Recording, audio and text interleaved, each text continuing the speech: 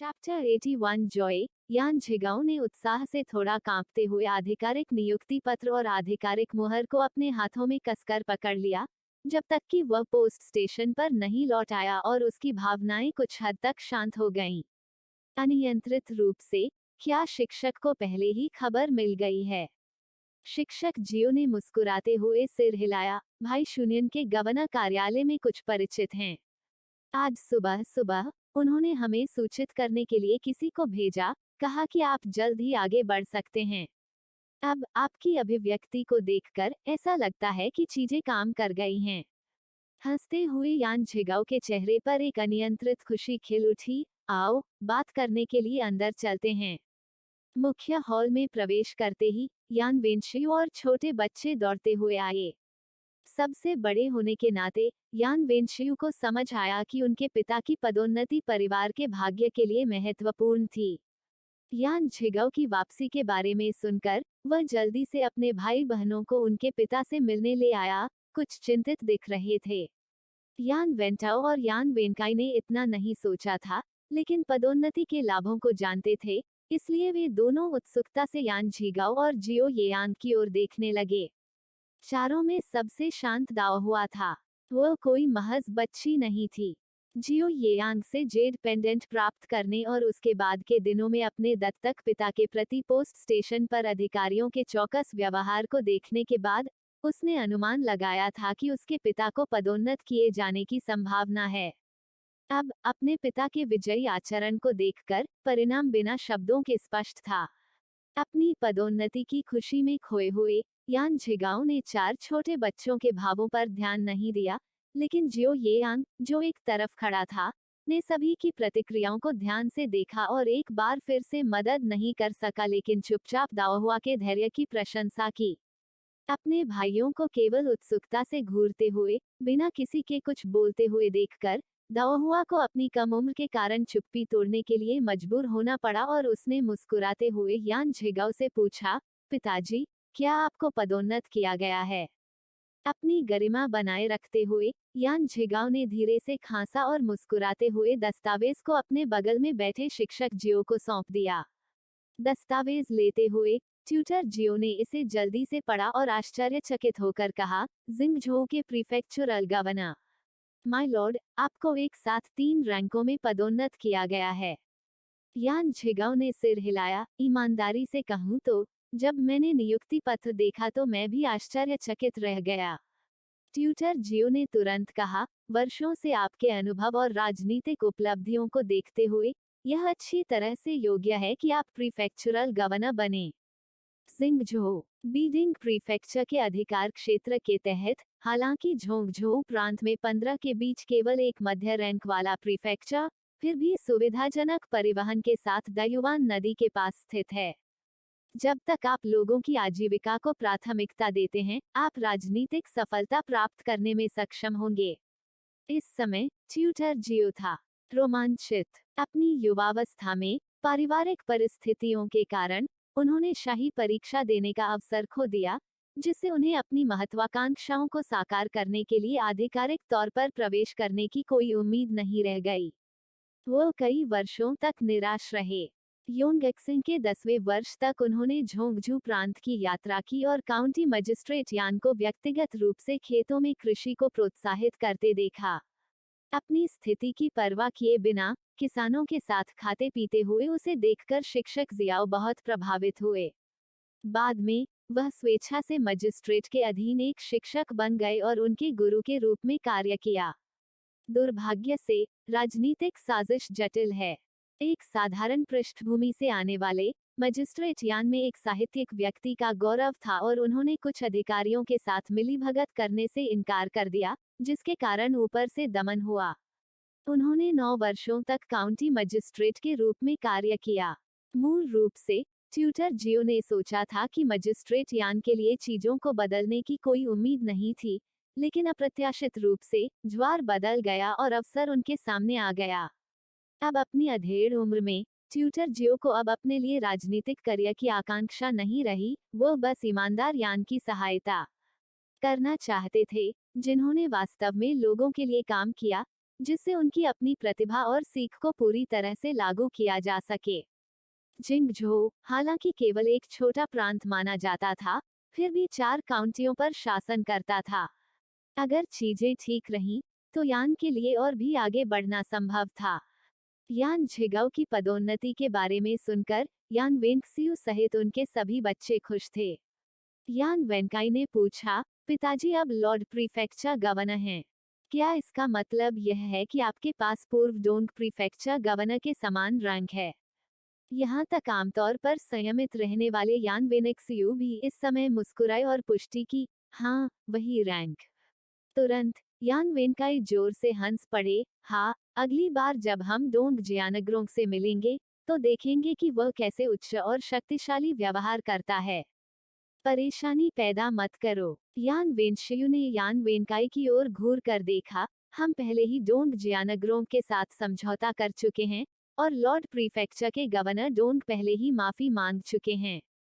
अगर हम भविष्य में मिलते हैं, तो आपको इस मामले को दोबारा नहीं उठाना चाहिए। जैसे ही वह बोल रहा था, यान वेनशियू ने दाओहुआ और यान वेनताओ दोनों की ओर देखा। यान झिगाओ और शिक्षक जियो ने बगल से देखा, दोनों प्रसन्न दिख रहे थे। ट्यूटर जियो ने प्रशंसा की, सबसे बड़ा बेटा तेजी से बड़े भाई का आचरण दिखा रहा है। यान झिगाओ ने बात नहीं की, लेकिन उसके चेहरे पर सहमति दिखाई दी। तभी एक नौकर दौड़कर आया और बताया कि एक अधिकारी मिलने आया है। यान झिगाओ और ट्यूटर जियो ने तुरंत एक दूसरे पर नजर डाली। गवर्नर के कार्यालय में शब्द निश्चित रूप से तेजी से यात्रा करते हैं।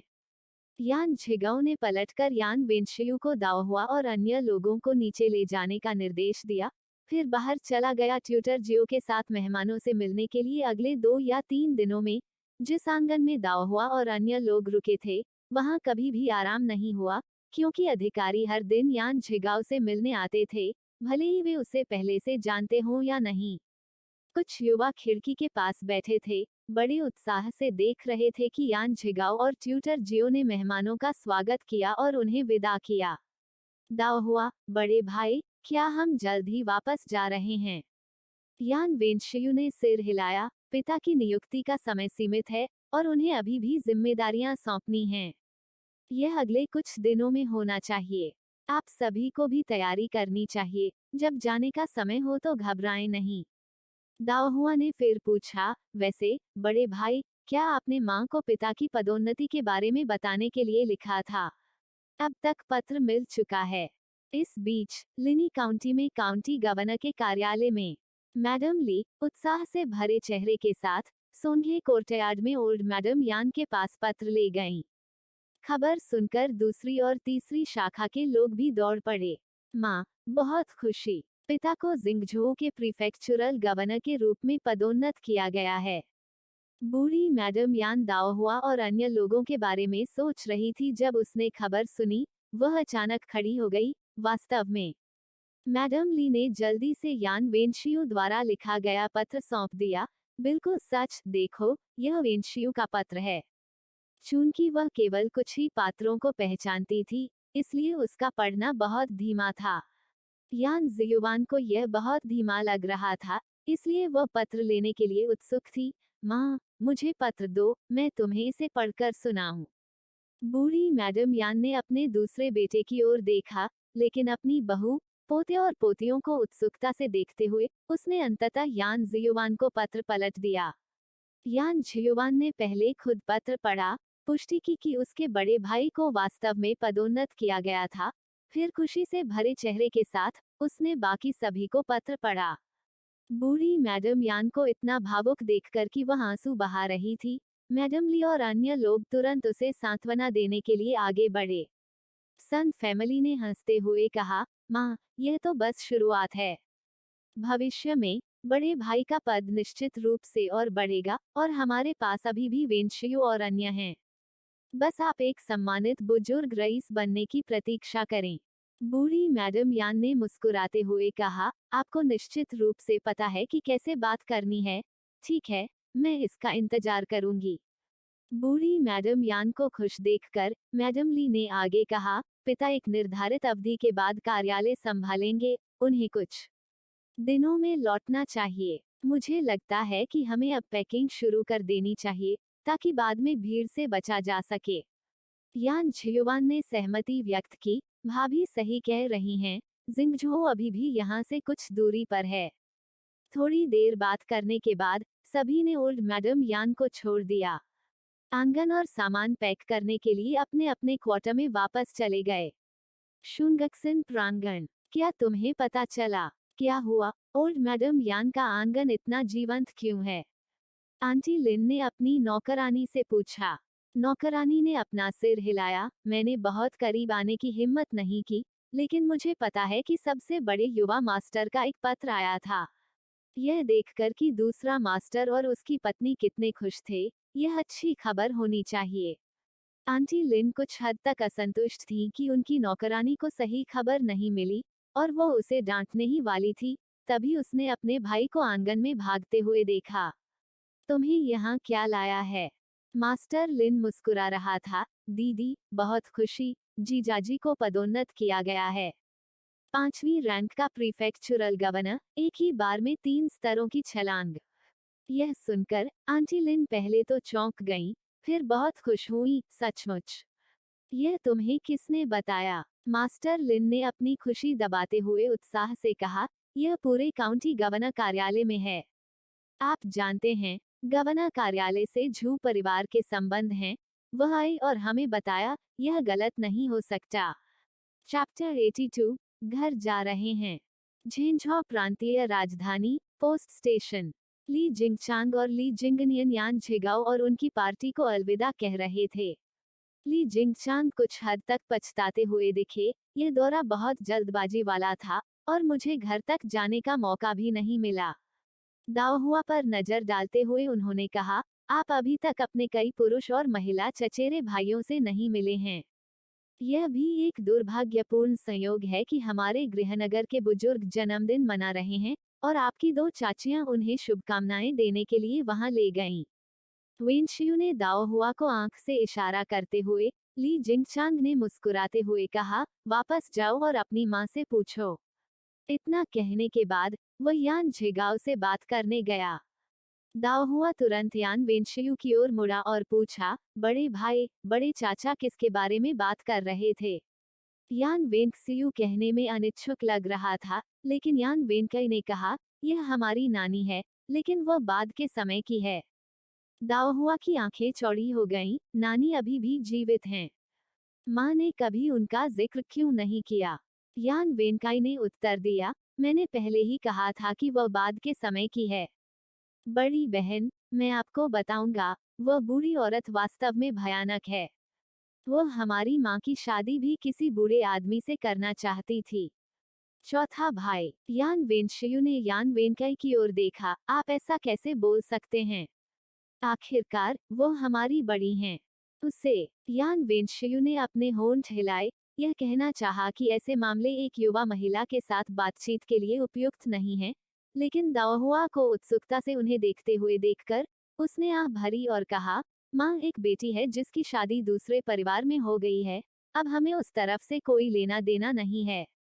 मात्र पक्ष में हमारे रिश्तेदार केवल बड़े चाचा और दूसरे चाचा हैं। हमें दूसरों के साथ परेशान होने की जरूरत नहीं है। दाओहुआ ने सिर हिलाया, फिर यान वेनकाई की ओर उम्मीद से देखा। यान वेनकाई को यान की परवाह नहीं थी। वेनशियू की प्रतिक्रिया और दाओहुआ से कानाफूसी करने लगी। उस बूढ़ी औरत को हमारी माँ की शादी उस जर्ज आदमी से करने से रोकने के लिए बड़े चाचा और दूसरे चाचा ने स्वेच्छा से हमारे दादा द्वारा छोड़ी गई पारिवारिक संपत्ति को छोड़ दिया और फिर माँ को घर से दूर ले गए ताकि वे खुद ही अलग हो जाएं। अब बड़े चाचा और दूसरे चाचा दोनों की किस्मत उनके अपने प्रयासों का परिणाम है। बाद में एक बार जब उस पक्ष ने देखा कि बड़े चाचा और दूसरे चाचा सफल हो गए, तो उन्होंने किसी तरह किसी माध्यम से संपर्क स्थापित किया। दाओहुआ ने चुपचाप सुना और कुछ सोचने के बाद पूछा, फिर माँ ने पिताजी से शादी कैसे कर ली? यान वेनकाई ने जवाब दिया, मुझे विशेष जानकारी नहीं है, लेकिन ऐसा लगता है कि यह दादी ही थी जिन्होंने सबसे पहले उन्हें पसंद किया था। इस समय तक ली जिंगचांग, जिंगनन और यान झिगाओ ने भी अपनी बातचीत लगभग पूरी कर ली थी। यान झिगाओ ने कहा, महान चाचा, दूसरे चाचा, हम अब जा रहे हैं। एक बार जब मैं जिंगझू में बस जाऊंगा तो मैं आपको लिखूंगा। यदि आपके पास समय है तो आपको अवश्य आना चाहिए। ली जिंगचांग ने मुस्कुराते हुए सिर हिलाया, निश्चित रूप से। महान चाचा, दूसरे चाचा, अलविदा। दाओहुआ और छोटे लोगों द्वारा ली भाइयों को विदाई देने के बाद पार्टी घोड़ा गाड़ी में सवार होकर तेजी से लिनी काउंटी की ओर रवाना हो गई। गाड़ी को दूर तक गायब होते देख ली जिंगचांग और ली जिंगनियन आखिरकार मुड़े और वापस चले गए। ली जिंगचांग की अभिव्यक्ति चिंता से भरी हुई थी। झिगाओ की स्थिति बढ़ती जा रही है और हमारे बीच की दूरी बढ़ती जा रही है। भविष्य में हम अपनी छोटी बहन की ज्यादा मदद नहीं कर पाएंगे और यान परिवार के पिछवाड़े में वह उपपत्नी। ली झिंगनियन हल्के से हंसे, बड़े भाई, बस आराम करो और चिंता मत करो।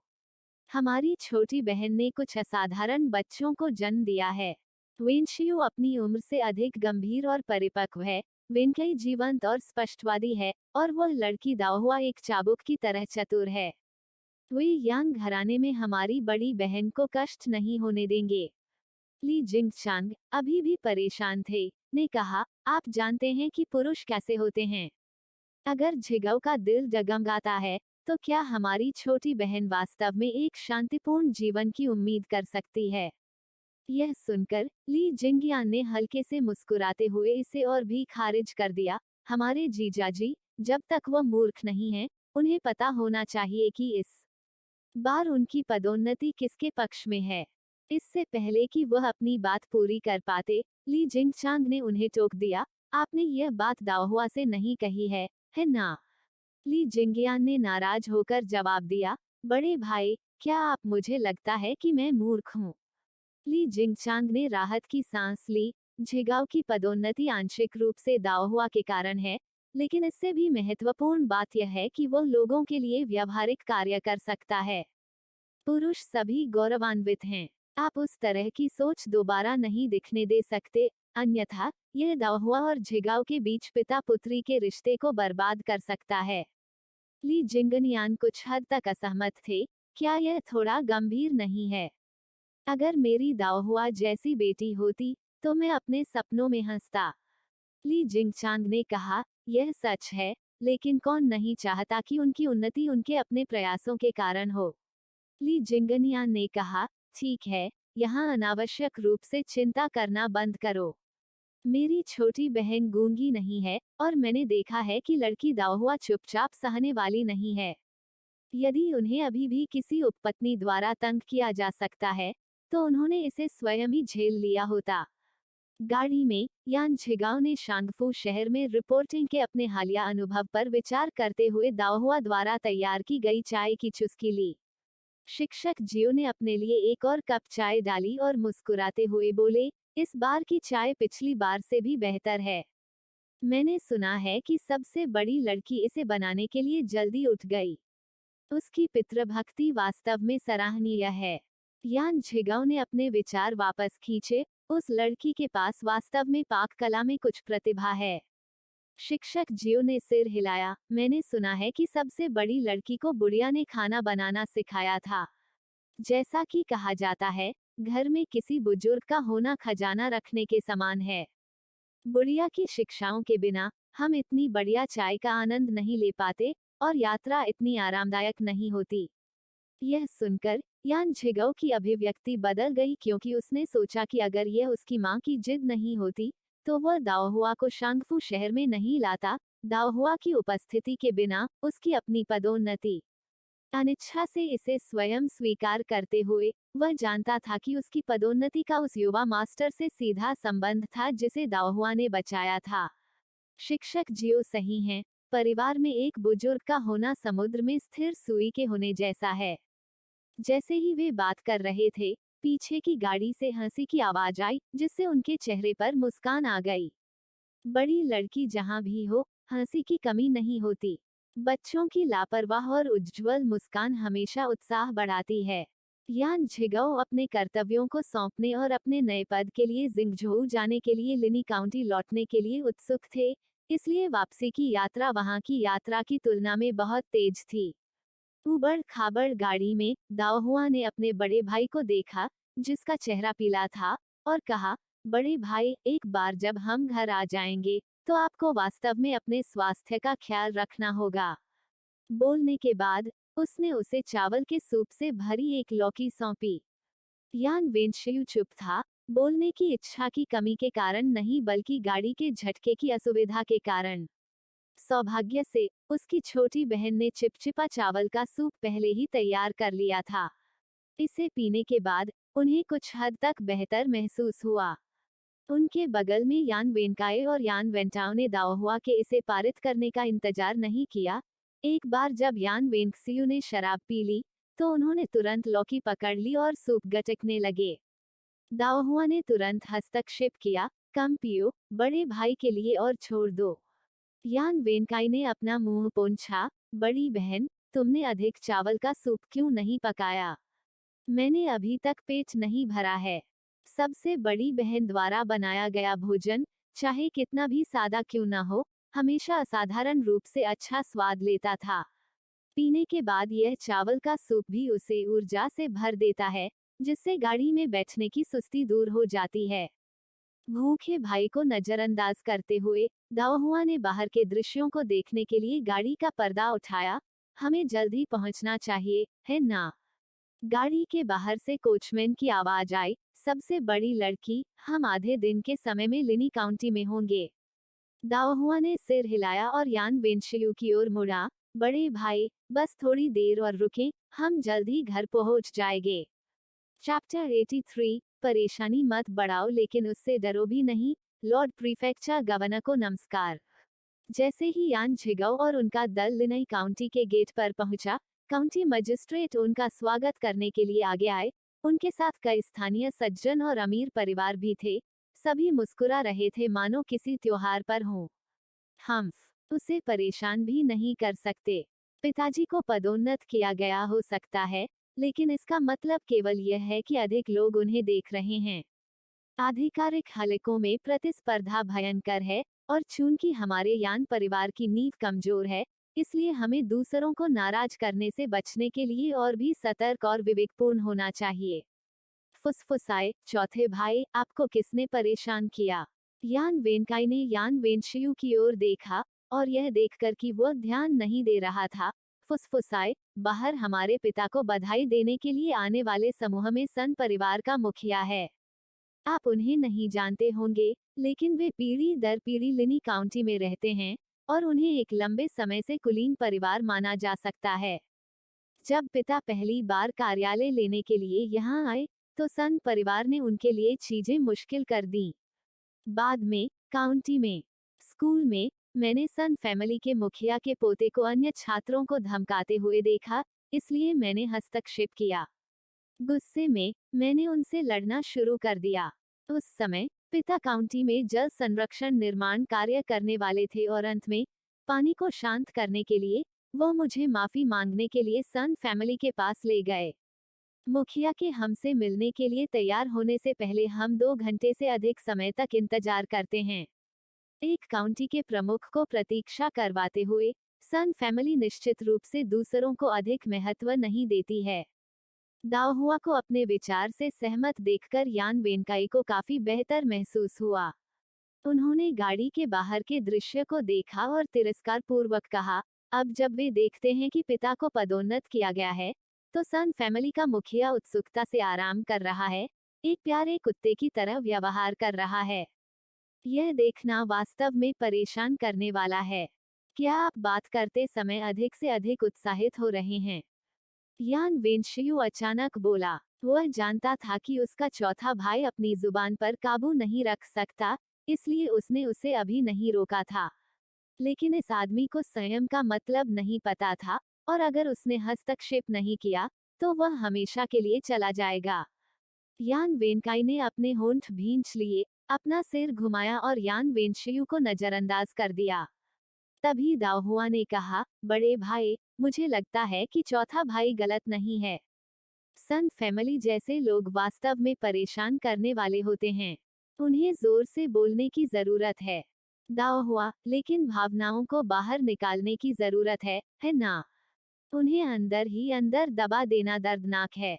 इसके अलावा चौथा भाई जानता है कि सीमा कहाँ खींचनी है। क्या वह इसे केवल हमारे सामने नहीं कह रहा है? मुसीबत, लेकिन हमें इससे डरना भी नहीं चाहिए। लगातार स्वीकार करना न केवल हमारी खुद की आत्मा को झुकाता है, बल्कि यह गलत व्यवहार को भी प्रोत्साहित करता है। अब जब पिता प्रीफेक्चुरल गवर्नर हैं, तो हमें भी प्रीफेक्चुरल गवर्नर के बेटों के लिए उपयुक्त आचरण प्रदर्शित करना चाहिए। कमजोरों को धमकाना नहीं चाहिए, लेकिन धमकाया भी नहीं जाना चाहिए।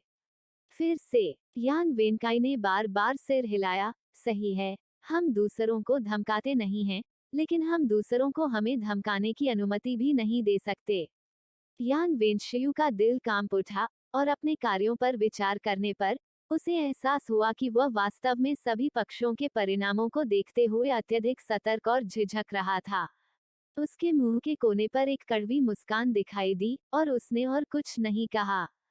बाहर यान झिगाओ ने भी सभी के साथ शुभकामनाओं का आदान प्रदान पूरा कर लिया था और काउंटी गवर्नर के कार्यालय में लौटने के लिए तैयार होकर गाड़ी में चढ़ गया था। काउंटी गवर्नर कार्यालय के पिछवाड़े में मैडम ली, जिन्हें पहले ही खबर मिल गई थी, पहले से ही परिवार की दूसरी और तीसरी शाखा के लोगों के साथ पिछवाड़े के प्रवेश द्वार पर इंतजार कर रही थी, और यहाँ तक ओल्ड मैडम यान ने भी वहाँ इंतजार करने पर जोर दिया। कुछ ही देर में सभी ने यान झिगाओ को, उसके बाद यान वेनशियू और कुछ छोटे लोगों को सामने के आंगन से आते हुए देखा।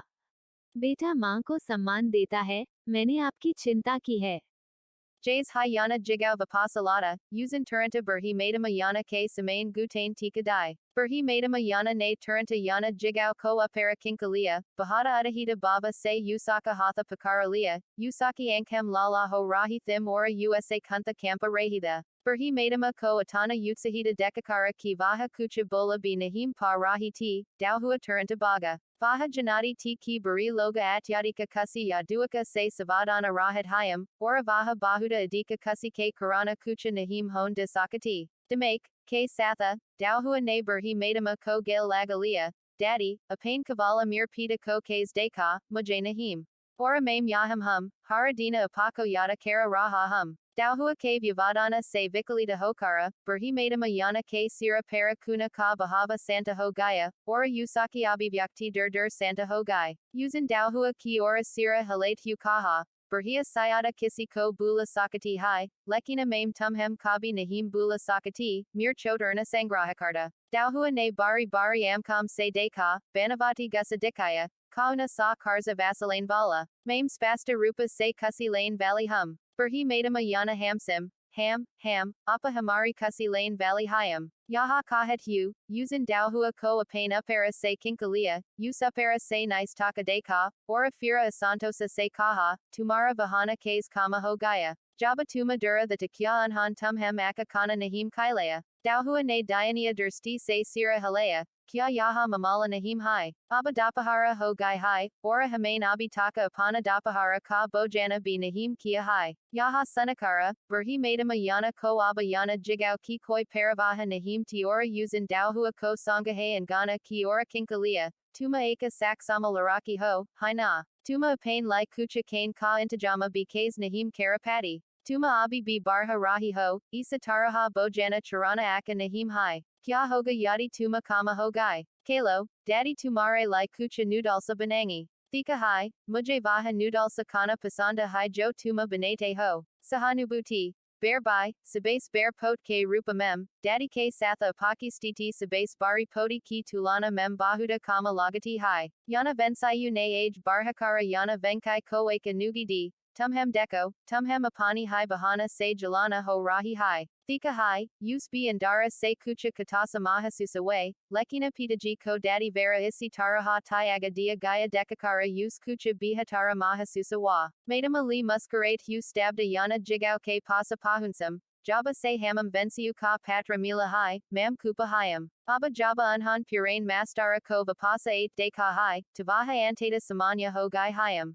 Yana jigao apain hosa mem aora madama li ki ora de ka, apaki lai kathina samayada, madama. Usin olda madama yana ke utsaha ko utana hi spasta rupa se mahasusa kia jatana usin mahasusa kia da, abi usaki pratikriya ne us sakamuka sintita kara dia de ki kucha gadita ho sakata hai, saupagya se, unaki sabase bari beti vaham ti. Apain pita ki mertu ke bata, unhem apain paterka gara mem kucha apriyatam ka samana karana para. Vaha janata de ki varsam se olda madama yana eka hatasa pale huti, kahati ti ki vaha sabase alagadik, lekina vaha yusa para bahuda adika dababa delane se durati ti, bina eka sabda kahi saba kucha indara hirakati ti. Aba jaba use pankabam rainka ke prefecturla governera ke rupa mem padanata kia gayada, olda madama yana ne apani icheam ko pura hot dekada, oradabi way narasa use dekakara nikala gaiti, jisus vaha atyadika utsahita ho gaiti. Madama li. Bari mastara ko kathina sangarsa karana parahai, bahara larana. Mujhe kisake satha sangarsa karana hoga, apa yatra se thaka gai hunj. Mukya prangana mem vipasa kalam taki apa rama kara sakam orataro taja hoski. Chapter 84 नाम सुधारना। माँ, पिता और अन्य लोग हमारी ओर देखते भी क्यों नहीं? यान येशुंग ने निराश होकर कहा, जब वह आंटी लिन और यान वेनबिन के पीछे पीछे शुंगक्सन कोर्टयार्ड तक गई। वो काफी समय से पिता की वापसी का इंतजार कर रही थी। पहले जब भी पिताजी बाहर जाते थे तो वह हमेशा उनके लिए एक उपहार लाते थे और वह हमेशा उनके लौटने पर सबसे पहले गले लगाने वाली होती थी। लेकिन इस बार पापा के लौटने पर भी उनकी नजर एक बार भी उस पर नहीं पड़ी। इससे उसे बहुत निराशा महसूस हुई, जैसे कि पिता अब उससे प्यार नहीं करते। चाची लिन की अभिव्यक्ति कुछ हद तक धूसर थी, लेकिन फिर भी उसने मुस्कुराते हुए कहा, तुम्हारे पिता को इस बार पदोन्नत किया गया है। ऐसे बहुत से मामले हैं जिन्हें उन्हें संबोधित करने की आवश्यकता है। उन्होंने अभी तक हम पर ध्यान नहीं दिया है। एक बार जब वह अपना व्यवसाय समाप्त कर लेंगे तो वह हमसे मिलने आएंगे। आंटी लिन ने अपने उत्सुक बच्चों को देखा, उनका मूड कुछ कड़वा था। इससे कोई फर्क नहीं पड़ता कि वह आमतौर पर कितनी पसंदीदा थी या एक उपपत्नी के रूप में उनका कितना चेहरा था, फिर भी उन्हें महत्वपूर्ण पारिवारिक अवसरों में भाग लेने का कोई अधिकार नहीं था। केवल कानूनी पत्नी, मैडम ही हमेशा अपने पति के साथ रह सकती थी। अभी अभी मास्टर और मैडम के हाथ में हाथ डाले छोड़ने के दृश्य के बारे में सोचकर आंटी लिन का दिल दुखने लगा। माँ, क्या तुम ठीक हो? आंटी लिन का पीला रंग देखकर यान येशुंग और यान वेनबिन तुरंत घबरा गए। बच्चे, हालांकि होशियार थे, फिर भी बच्चे ही थे, कुछ घटित होने पर तुरंत घबरा जाते थे। हड़बड़ी में यान वेनबिन ने कहा, माँ, यहाँ रुको, मैं पिताजी को खोजने के लिए मुख्य प्रांगण में जा रहा हूँ। चाची लिन अपने बेटे को वापस बुलाना चाहती थी, लेकिन यान वेनबिन बहुत तेजी से भागा और एक पल में नजरों से ओझल हो गया। थोड़ी देर की चुप्पी के बाद उसने उसका पीछा करने के लिए नौकरानी नहीं भेजने का फैसला किया। यान येशुंग ने आंटी लिन को बैठने में मदद की। माँ, बस रुको। एक बार जब पिता को पता चल जाएगा कि आप बीमार हैं, तो वह निश्चित रूप से आपको देखने आएंगे। यह सुनकर आंटी लिन की आंखें चमक उठी, उनकी अभिव्यक्ति में अनिश्चितता थी। क्या वह सचमुच आएगा? वह निश्चित रूप से ऐसा करेगा, उसने महसूस किया। वह समझ सकती थी कि मालिक वास्तव में उससे प्यार करता था। इस बीच यान वेनबिन पहले मुख्य प्रांगण में गया, लेकिन यान झिगाओ को वहां नहीं पाया। वह जल्दी से सोंगे प्रांगण की ओर बढ़ गया। जब वह पहुंचे तो बूढ़ी महिला यान ने नूडल्स की तैयारी पूरी कर ली थी और यान झिगाओ, दाओहुआ और कुछ अन्य लोगों के साथ खाना शुरू करने ही वाले थे। पिताजी, कृपया माँ को देखने जाइए, वह बीमार है। आमतौर पर दूसरों के सामने यान येशुंग और यान वेनबिन आंटी लिन को आंटी कहकर संबोधित करते थे, क्योंकि यान परिवार के नियम, हालांकि कड़े नहीं थे, फिर भी उनका पालन करना पड़ता था। लेकिन आज पहले यान झिगाओ उन पर कोई ध्यान दिए बिना वापस आ गए और फिर उन्होंने आंटी लिन को अस्वस्थ देखा। अपने डर और जल्दबाजी में यान वेनबिन ने वह निजी शब्द बोला जो वे घर पर इस्तेमाल करते थे। यान वेनबिन के अचानक आगमन से कमरे में सौहार्दपूर्ण माहौल में थोड़ी देर के लिए शांति आ गई और उनके संबोधन ने कई लोगों को अजीब महसूस कराया। आप किस बारे में चिल्ला रहे हैं? आपकी माँ यहीं और ठीक हैं। हालांकि यान झिगाओ यान वेनबिन के घुसपैठ और चिल्लाने से कुछ हद तक नाखुश थे, लेकिन अपने बेटे के चिंतित चेहरे को देखकर अंततः उसे डांटने का दिल नहीं हुआ। इस पल अपनी माँ से माफी मांगो। यान झिगाओ का संकेत प्राप्त करने के बाद यान वेनबिन को अपनी गलती का एहसास हुआ और उसने तुरंत मैडम ली के सामने घुटने टेक दिए। माँ, मैं माफी मांगता हूँ। मैं अपने दिल में चिंतित था और जल्दबाजी के एक पल में गलत कह गया। मैडम ली हल्की सी मुस्कुराई, यान वेनबिन को उठने का इशारा किया और आगे कुछ नहीं कहा। यान झिगाओ, वही गलती दोबारा मत करना। बिना किसी चिंता के दाओहुआ ने अपने नूडल्स खाना जारी रखा। यह देखकर कि कैसे सौतेले पिता ने इसे इतनी आसानी से जाने दिया, उसकी आंखें घूम गईं और वह यान वेनशियू की ओर देखकर मुस्कुराई। बड़े भाई, मैंने इस पर विचार किया है और मुझे लगता है कि आपने पहले जो कहा था वह सही है। यान वेनशियू आश्चर्यचकित रह गया, न जाने क्यों दाओहुआ ने उसे अचानक ऊपर उठा लिया। यान वेनकाई तुरंत बातचीत में शामिल हो गए। बिग ब्रदर ने क्या कहा? दाओहुआ ने इतनी जल्दी पकड़ बनाने के लिए यान वेनकाई की मन ही मन प्रशंसा की। बिग ब्रदर ने कहा कि हमें अपने शब्दों और व्यवहार के प्रति हमेशा सावधान रहना चाहिए, ताकि पिता के लिए परेशानी पैदा न हो। यान वेनकाई ने सिर हिलाया। बिग ब्रदर ने ऐसा कहा था। दाओहुआ मुस्कुराती रही और उसने यान वेनक्सियू की ओर देखा। बड़े भाई, उस समय केवल मैंने, तीसरे भाई और चौथे भाई ने ही सुना था कि क्या कहा गया था। अब हमें हमारे अन्य भाइयों और बहनों को सुनने के लिए उन शब्दों को दोहराने के लिए आपको परेशान करना होगा। यान वेनकाई हंसे। बड़ी बहन, क्या आपने पहले ही यह नहीं कहा? आप बड़े भाई से और क्या कहना चाहते हैं? दाओहुआ ने मुस्कुराते हुए कहा, मैं चाहती हूँ कि बड़े भाई इसका गहराई से विश्लेषण करें, उदाहरण दें। उदाहरण के लिए, शीर्षक का इस्तेमाल किया गया है हमारे पांचवें भाई द्वारा। अभी अगर इसे किसी ने गलत इरादे से सुना होता, तो वे सोच सकते थे कि हमारे पिता अपनी उपपत्नी पर प्रेम करना और उसकी पत्नी को नष्ट करना चाहते हैं। यह पहली या दूसरी बार नहीं था कि यान वेनबिन और यान यीशुंग ने लिन परिवार की महिला को माँ कहा था। दाओहुआ ने इसे कई बार सुना था।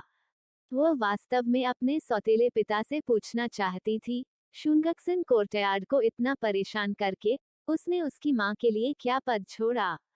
दाओहुआ के शब्दों पर कमरे में लोग एक बार फिर से खामोश हो गए। चॉपस्टिक पकड़े हुए यान झिगाओ का हाथ थोड़ा हिल गया। वह समझते थे कि उनकी बड़ी बेटी के शब्द ज्यादातर मैडम के लिए थे, लेकिन वे निराधार नहीं थे। भीतरी आंगन के मामले मामूली लग सकते हैं, लेकिन वे महत्वहीन नहीं हैं। जो अपना घर भी नहीं संभाल सकता, उस पर सरकारी मामलों को संभालने का भरोसा कैसे किया जा सकता है? मैडम ली की आंखें लाल हो गईं और उसने जोर से पलकें झपकाकर अपने आंसू रोक लिए, और उसने हंसते हुए दाओहुआ को डांटा, तुम लड़की, तुम क्या बड़बड़ा रही हो? वर्षों तक जिस तरह से यान यीशुंग और यान वेनबिन ने लिन परिवार की महिला को संबोधित किया था, वह यान परिवार में हर किसी को पता था। इस तरह का व्यवहार निस्संदेह उसकी प्रमुख पत्नी के चेहरे पर एक करारा तमाचा था। फिर भी मालिक की प्रत्यक्ष और गुप्त कृपा और उपेक्षा के तहत हर कोई लगभग इसके आदी और उदासीन हो गया था। इस वजह से वह हमेशा चुपचाप सहन करती रही थी। अप्रत्याशित रूप से आज उनकी बेटी ने इसे इतनी स्पष्टता से सामने ला दिया था। वास्तव में एक बेटी माँ की अंतरंग छोटी सूती गद्देदार जैकेट होती है। दाओहुआ ने हंसते हुए कहा, क्या यह सिर्फ मैं बड़े भाई की शिक्षाओं को याद नहीं कर रही हूँ, उन्हें अपने छोटे भाइयों और बहनों के साथ साझा करना चाहती हूँ। बोलते समय उसने मुस्कुराते हुए यान झिगाओ की ओर देखा और पूछा, पिताजी, क्या आप आंटी लिन से मिलने जाना चाहते हैं? जब मैं अभी लौटी, तो मुझे ऐसा लगा कि मैंने उसे देखा है। वो उस समय काफी तरोताजा लग रही थी। वह अचानक बीमार कैसे पड़ गई? यह देखकर कि पांचवा भाई कितना चिंतित है, क्या यह कोई आक्रामक और गंभीर बीमारी हो सकती है? यान झिगाओ ने अपनी सबसे बड़ी बेटी के शब्दों में उपहास और व्यंग्य सुना, और उसका चेहरा कुछ हद तक कठोर हो गया। उसे अचानक एहसास हुआ कि बहुत होशियार बच्चे पैदा करना अच्छी बात नहीं है। बूढ़ी मैडम यान ने दाओहुआ के माथे पर थपथपाया, क्या आपका चेहरा आपके मुंह को बिल्कुल भी नहीं रोक सकता? ऐसा कहने के बाद उसने अपनी आंखों से संकेत दिया कि दाओहुआ ने काफी कुछ किया है और इसे ज्यादा नहीं करना चाहिए। दाओहुआ ने चिल्लाते हुए कहा, क्या मैं सिर्फ आंटी लिन के बारे में चिंतित नहीं हूँ। पफिट यान वेनकाई, जो उसके बगल में बैठा था, खुद को रोक नहीं सका और उसने सीधे अपने मुंह से नूडल सूप थूक दिया, जिससे यान वेनशियो और वेनताओ भीग गए, जो उसके सामने बैठे थे, और उनके चेहरे काले पड़ गए। यह जानबूझकर नहीं किया गया था, यान वेनकाई ने कमजोरी से कहा। यान वेनकाई को यान वेनक्सियो और वेनताओ की कड़ी नजरों के नीचे कांपते हुए देखकर दाओहुआ बेहद खुश हुए बिना नहीं रह सकी, जबकि ओल्ड मैडम यान को भी यह अजीब लगा। ओल्ड मैडम के हंसने के साथ यान जियोवान ने तुरंत बातचीत शुरू कर दी और माहौल एक बार फिर से जीवंत हो गया। मैडम ली दाओहुआ के पास गईं और उसके सिर को थपथपाया, खाओ, नूडल्स चिपचिपे हो रहे हैं। दाओहुआ ने सिर हिलाया और दिल से खाना शुरू कर दिया। कुछ काटने के बाद उसे कुछ हुआ और उसने अपनी कमर पर जेड पेंडेंट को खींच लिया और मैडम ली को सौंप दिया। माँ, इस जेड पेंडेंट को मेरे लिए रख लो। बूढ़ी मैडम यान ने इसे देखा और निरीक्षण करने के लिए जेड पेंडेंट ले लिया। क्या यह वही है जो ये यांग ने तुम्हें दिया था? दाओहुआ ने सिर हिलाया। हाँ दादी, क्या आप देख सकती हैं कि क्या यह बहुत सारे पैसे के लायक है? अगर हमें बाद में कभी पैसे की कमी होती है तो हम जेड बेच सकते हैं पेंडेंट। यान वेनकाई उछल पड़े। बड़ी बहन, क्या आपने नहीं कहा कि जेड पेंडेंट को बेचा नहीं जाना चाहिए? अन्यथा अगर वह युवा मास्टर को पता चलेगा तो वह क्रोधित हो जाएगा। दाओहुआ ने एक छोटे वयस्क की तरह आह भरी। ऐसा लगता है कि भविष्य में ऐसा मौका नहीं मिलेगा। उनके परिवार और जियो येयांग के बीच अंतर बहुत बड़ा था। चैप्टर 85, साफ सफाई करना। यान झिगाओ आखिरकार उपपत्नी लिन को देखने के लिए शुनगक्सन कोर्टयार्ड नहीं गए। उन्होंने केवल मैडम ली को उनकी जांच के लिए एक डॉक्टर को बुलाने के लिए भेजा और यह जानने के बाद कि उनकी बीमारी कोई गंभीर नहीं है, उन्होंने पूछताछ करना बंद कर दिया और केवल हैंडओवर मामलों पर ध्यान केंद्रित किया। परिवार की दूसरी शाखा, मैडम सन यान येहुआन और यान यल के साथ अपना सामान पैक करने में व्यस्त थी, जबकि यान जियोवान और उनके बेटे यान वेंजी एक तरफ बैठकर देख रहे थे। परिवार में माहौल सौहार्दपूर्ण था। माँ, हमारे पास इतना सामान क्यों है? यान येल ने मैडम सन को लगातार घर से चीजें बाहर ले जाते देखा, जिनमें से कई चीजें उसने पहले कभी नहीं देखी थी, और जिज्ञासावश पूछने से खुद को नहीं रोक सकी। मैडम सन मुस्कुराई। ये तुम्हारी माँ का दहेज हैं। उसने यान जियोवान की ओर देखा और गर्व से कहा, यदि आप वास्तव में इसकी गणना करते हैं तो मेरा दहेज आपकी चाची से कम नहीं है। चाहे कुछ भी हो, सन परिवार एक प्रसिद्ध स्थानीय जमींदार था। घर में सबकी पसंदीदा होने के कारण जब उसकी शादी हुई तो उसके माता पिता ने दहेज देने में कोई कंजूसी नहीं की। यान यल की आंखें चमक उठी। वास्तव में? यान जियोवान ने अपना चाय का कप नीचे रखा और चिढ़कर कहा, वास्तव में क्या? मैडम सन खुश नहीं थी। क्या यह सच नहीं है? जब बड़ी भाभी की शादी यान परिवार में हुई तो वे दहेज में 36 सेडान कुर्सियां लेकर आए थे। बाद में जब मैंने परिवार में प्रवेश किया तो क्या सन परिवार ने 36 सीटें भी तैयार नहीं की थीं? यान झियोवान ने अपना सिर हिलाया। आप हमेशा हर चीज पर प्रतिस्पर्धा करना पसंद करते हैं। निश्चित रूप से सेडान कुर्सियों की संख्या समान थी, लेकिन क्या सामग्री समान थी? मैंने बड़ी भाभी का दहेज देखा है, हर एक भरा हुआ और भारी था। क्या आपका भी ऐसा ही था? यह सुनकर मैडम सन ने निराश हो गई और अपने स्वयं के सन परिवार की तुलना में अपनी भाभी के लिए परिवार के साथ उनके पास अधिक जमीन हो सकती थी, लेकिन पैसे के मामले में वे वास्तव में तुलना नहीं कर सकते थे। हालांकि आमतौर पर गर्व महसूस करने वाली मैडम सन ने जवाब दिया, कम से कम यह तीसरे भाई की पत्नी से बेहतर है ना? यान जियोवान ने कहा, आप वास्तव में पीछे हट रहे हैं, अपनी तुलना तीसरे भाई की पत्नी से कर रहे हैं। वे किराएदार किसान हैं और आपका परिवार जमींदार है। आप ऐसी तुलना कैसे कर सकते हैं? क्या आप शर्मिंदा नहीं हैं? मैडम सन खंडन करना चाहती थी, लेकिन उन्हें जवाब देने के लिए कोई शब्द नहीं मिले और इसके बजाय वह चुपचाप पैकिंग करने चली गईं। यान जियुआन ने बात जारी नहीं रखी। बच्चों के सामने उसे अभी भी अपनी पत्नी की इज्जत बचाने की जरूरत थी। यान वेंजी ने यान यल को देखा, उसे विषय बदलने का संकेत दिया। जल्दी से सोचते हुए यान यल को एक विषय मिला और मुस्कुराते हुए कहा, कल सबसे बड़े चाचा कॉन्सुबाइन लिन को देखने नहीं गए और जुड़वां बच्चे रो रहे थे। मैडम सन ने तुरंत पिछली बात छोड़ दी और हंसे। वह कॉन्सुबिन लिन आमतौर पर स्मार्ट लगती है, लेकिन कल उसने जो किया वह वास्तव में मूर्खतापूर्ण था। क्या उसने यह नहीं सोचा कि पहले दिन जब बड़ा भाई वापस आया तो वह उससे कैसे मिल सकेगा? यहाँ तक कि अगर वह एहसान के लिए प्रतिस्पर्धा करना चाहती थी तो उसे थोड़ा और इंतजार करना चाहिए था। यान जियुआन ने भी उपहास किया, कुछ लोग जब बहुत अधिक खराब हो जाते हैं तो अपनी स्थिति भूल जाते हैं। भले ही बड़े भाई को अन्य चीजों की परवाह नहीं थी, फिर भी उसे वेंताओ और छोटे लोगों पर विचार करना था। यह बोलते हुए यान जियुआन की अभिव्यक्ति रुक गई और उसने यान येहुआन और यान यल की ओर देखा। भविष्य में आप दोनों को दाओहुआ के करीब आना चाहिए, समझे? यान येहुआन ने आज्ञाकारी रूप से सिर हिलाया जबकि यान यल थोड़ा नाखुश दिख रहा था। मैडम सन ने अपना काम बंद कर दिया और पूछा, मेरे पति, मैंने सुना है कि इस बार बड़े भाई की पदोन्नति का उस लड़की दाओहुआ से कुछ लेना देना है। पहले तो उसे लगा कि उसकी भतीजी दादी पर भरोसा करती है, लेकिन अब लगता है कि वो दादी पर भरोसा करती है स्वयं। मैडम सन की आंखें अनिश्चित रूप से चमकने लगी। माँ हमेशा कहती हैं कि दाओहुआ एक भाग्यशाली सितारा है। क्या यह सच हो सकता है? जिस वर्ष वह पैदा हुई, बड़ा भाई शाही परीक्षा में सफल हुआ था।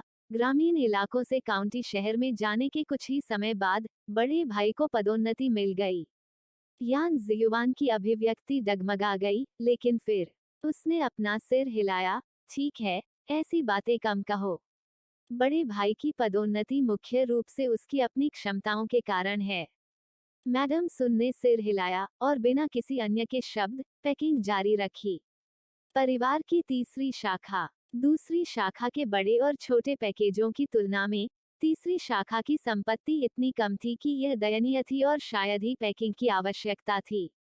मैडम वो अपने सबसे छोटे बेटे वेन हुई को गोद में लिए हुए सीढ़ी पर बैठी थी। यान जिकियान के साथ वेन ताओ को प्रांतीय शहर में देखी गई हर बात को ध्यान से सुन रही थी। फेंझुओ के प्रीफेक्चुरल गवर्नर के बेटे के साथ उनकी लड़ाई का विवरण सुनने के बाद मैडम वू के चेहरे पर डर का भाव था और यान झिकियान के चेहरे पर भी उदासी थी और उन्होंने अपने सबसे बड़े बेटे की ओर गंभीरता से देखा। वेंताओ, जब आप भविष्य में बाहर और इधर उधर हों तो आपको अपने गुस्से पर नियंत्रण रखना चाहिए और हर कीमत पर दूसरों के साथ टकराव से बचना चाहिए। यान वेंताओ, पिताजी, इस बार वास्तव में हमारी गलती नहीं है। यह यंग मास्टरडोंग है जो बहुत घृणित है। वो परिवार, जब आपके पिताजी बात कर रहे होते हैं तो आप अच्छी तरह सुनते हैं। इस दुनिया में किसी शिकायतों का सामना नहीं करना पड़ता। अगर थोड़ी सी शिकायत सहने से विपत्ति से बचा जा सकता है तो यह वास्तव में एक अच्छी बात है। यान वेंटाओ अपने माता पिता से पूरी तरह सहमत नहीं था, लेकिन जानता था कि वे उसके बारे में चिंतित थे, इसलिए उसने सहमति के संकेत के रूप में सिर हिलाया। यान झिकियांग ने आह भरी, दाओहुआ बहुत साहसी है। वो किसी तस्कर से किसी को छीनने की हिम्मत कैसे कर सकती है? वो और अन्य लोग पहले उसके बचाव कार्य से पूरी तरह से अनजान थे। यान वेंताओ, मुझे लगता है कि दाओहुआ ने सही काम किया। अगर हमने उस समय जियो येयान को नहीं बचाया होता तो वह हमें फुचिंग में वापस नहीं बचा पाता। यान झिकियांग की भौहें अभी भी सिकुड़ी हुई थीं। समाज के निचले स्तर पर रहने वाले अनगिनत अन्य लोगों की तरह वह ईमानदार होने और असाधारण कार्यों से डरने के आदी थे। सहज रूप से भयभीत और डरपोक महसूस करते थे और सत्ता में बैठे लोगों को भड़काने के लिए तैयार नहीं थे। वू फैमिली ने अपने पति को समझा और उसका हाथ थपथपाते हुए कहा, दाओहुआ की देखभाल उसकी माँ करती है और अब उसे मेरी बड़ी भाभी भी निर्देशित करती है। वह धीरे धीरे अपना स्वभाव बदल लेगी। यान झिकियांग ने असहायता से सिर हिलाया। वह लड़की दाओहुआ, वह बहुत चालाक है। जब भी मैं उसे डांटता हूँ, वह हमेशा जवाबी बहस करने के लिए कई कारण ढूंढती है और हर बार मुझे उसकी दलीलें वैध लगती हैं। अफसोस, मैं उससे खुलकर बात नहीं कर सकता। वो फैमिली ने मुस्कुराते हुए कहा, कभी कभी मुझे भी लगता है कि दाओहुआ का स्वभाव बहुत उतावला है, लेकिन अन्य समय में मुझे लगता है कि यह काफी अच्छा है। उसका फायदा उठाना आसान नहीं है और वह एक लापरवाह जीवन जीती है। यान वेंताओ ने अपने माता पिता को दाओहुआ के बारे में चिंतित देखा, कुछ अवाक। दाओहुआ को उसके ईमानदार और अनाड़ी माता पिता को उसके बारे में चिंता करने की क्या जरूरत है। Central courtyard. मैडम ली द्वारा प्रस्थान के लिए पहले से ही घरेलू सामानों की व्यवस्था की गई थी। जब दाओहुआ पहुंचे तो मैडम ली बटलर को निर्देश दे रही थी कि पहले जिंगझोउ जाकर उस जगह को साफ सुथरा कर ले जहां वे रहेंगे। माँ, क्या मैं कुछ मदद कर सकती हूँ? जैसे ही दाओहुआ पहुंची, उसने सीधे पूछा। उसके पास बहुत सारा सामान नहीं था, जो कुछ ही समय में पैक हो गया। मैडम ली ने मदद मांगने में संकोच नहीं किया, दाओहुआ को एक खाता पुस्तिका सौंपी और उसे अपने स्टोर रूम में सूची की जांच करने के लिए भेजा। पिंग जियो अपनी बाहों में सामान लेकर बाहर से वापस आई और सीधे मैडम ली के पास गई।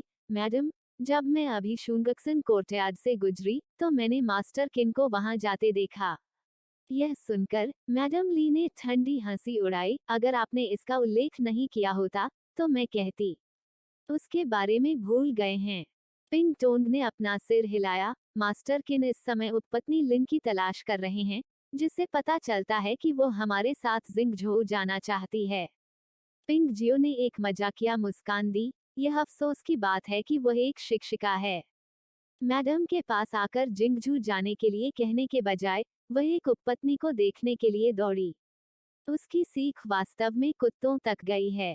पिंक टोन की ओर देखते ही मैडम ली की आंखें ठंडी हो गईं। 10 सिल्वर निकालो और उन्हें बाद में मास्टर किन को दे दो। उसे बताओ कि यह यान परिवार की 3 युवा महिलाओं को वर्षों से पढ़ाने के लिए उन्हें धन्यवाद देना है। पिंक टोंग और पिंक जियो ने एक नजर साझा की और तुरंत उल्लास के साथ उत्तर दिया, हाँ। मैडम ली औपचारिक रूप से मास्टर किन, सदाचार और कला न्यायालय को बर्खास्त कर रही थीं। मास्टर किन अभी शुंगक्सन कोर्टयार्ड से लौटे थे। हालांकि कॉन्सुबाइन लिन ने उसे बार बार आश्वासन दिया था कि वह उसे जिंगझोउ ले जाएगी, फिर भी वह बहुत चिंतित थी। इस समय यह कहना कि उसे कोई पछतावा नहीं है, निश्चित रूप से झूठ होगा। एक बाहरी नियोजित शिक्षिका के रूप में उसे वास्तव में पिछवाड़े के संघर्षों में शामिल नहीं होना चाहिए था। ऐसा इसलिए भी था क्योंकि हाल के वर्षों में उपपत्नी लिन यान परिवार के पिछवाड़े में बहुत सहज थी, जिससे वह लगभग भूल गई थी कि जिसने वास्तव में उसके भाग्य का फैसला किया था वह वास्तव में परिवार की कुलमाता मैडम ली थी। मास्टर किन। पिंग टोन की आवाज सुनकर मास्टर किन चौंक कर खड़े हो गए और इतनी तेजी से उनका स्वागत किया जो उन्होंने पहले कभी नहीं दिखाई थी। जब उसने पिंक टोन के हाथों में चांदी और कपड़ा देखा तो उसका दिल गहराई में डूब गया। चैप्टर 86। छोटी अमीर महिला मैडम ली ने मास्टर किन को बर्खास्त कर दिया और यह खबर कुछ ही समय में पूरे यान परिवार के पिछवाड़े में फैल गई। दाओहुआ ने स्टोर रूम में वस्तुओं की सूची बनाना समाप्त ही किया था, तभी वांग मैनमेन उसे इसके बारे में बताने के लिए आई। कौन जानता है कि आंटी लिन इस बार दया की गुहार लगा सकेंगी। दाओहुआ के होंठ थोड़े मुड़े हुए थे। पिछली बार मैडम ली मास्टर किन को बर्खास्त करना चाहती थी, लेकिन आंटी लिन ने पिता के कान में फुसफुसाकर इसे रोक दिया, जिन्होंने गुप्त रूप से मामले को दबा दिया। इस बार उनकी मां चतुर थी, उन्होंने सबसे पहले खबर फैला दी। जब घर की मुखिया मैडम ली किसी को बर्खास्त करती है तो पिता खुले तौर पर उसके खिलाफ नहीं जाएंगे, अगर उन्हें नियमों के प्रति कोई सम्मान है। जैसी कि उम्मीद थी, शाम तक आंटी लिन ने सीधे यान झिगाओ को पीछे के आंगन के गेट पर रोक लिया। इससे पहले कि आंटी लिन कुछ बोल पाती, यान झिगाओ ने उन्हें रोकने के लिए अपना हाथ लहराया। आपको कुछ भी कहने की कोई जरूरत नहीं है। चूंकि मैडम ने अपना निर्णय ले लिया है तो तुम्हें उसका पालन करना ही होगा। यदि आप वास्तव में मास्टर किन के बारे में चिंतित हैं, तो बस उसे कुछ अतिरिक्त सामान से पुरस्कृत करें। यह सुनकर आंटी लिन अपनी जगह पर जमकर खड़ी हो गईं। सौभाग्य से मास्टर लिन उनके साथ थे और उन्होंने उनकी आस्तीन खींची, जिससे वह वापस होश में आई। यान झिगाओ ने लिन भाई बहनों की ओर देखा और मुस्कुराए, आपस में अच्छी बातचीत करें। इसके साथ ही वह मुड़ा और मुख्य प्रांगण की ओर चला गया। क्या मालिक, क्या वह मुझसे थक गया है?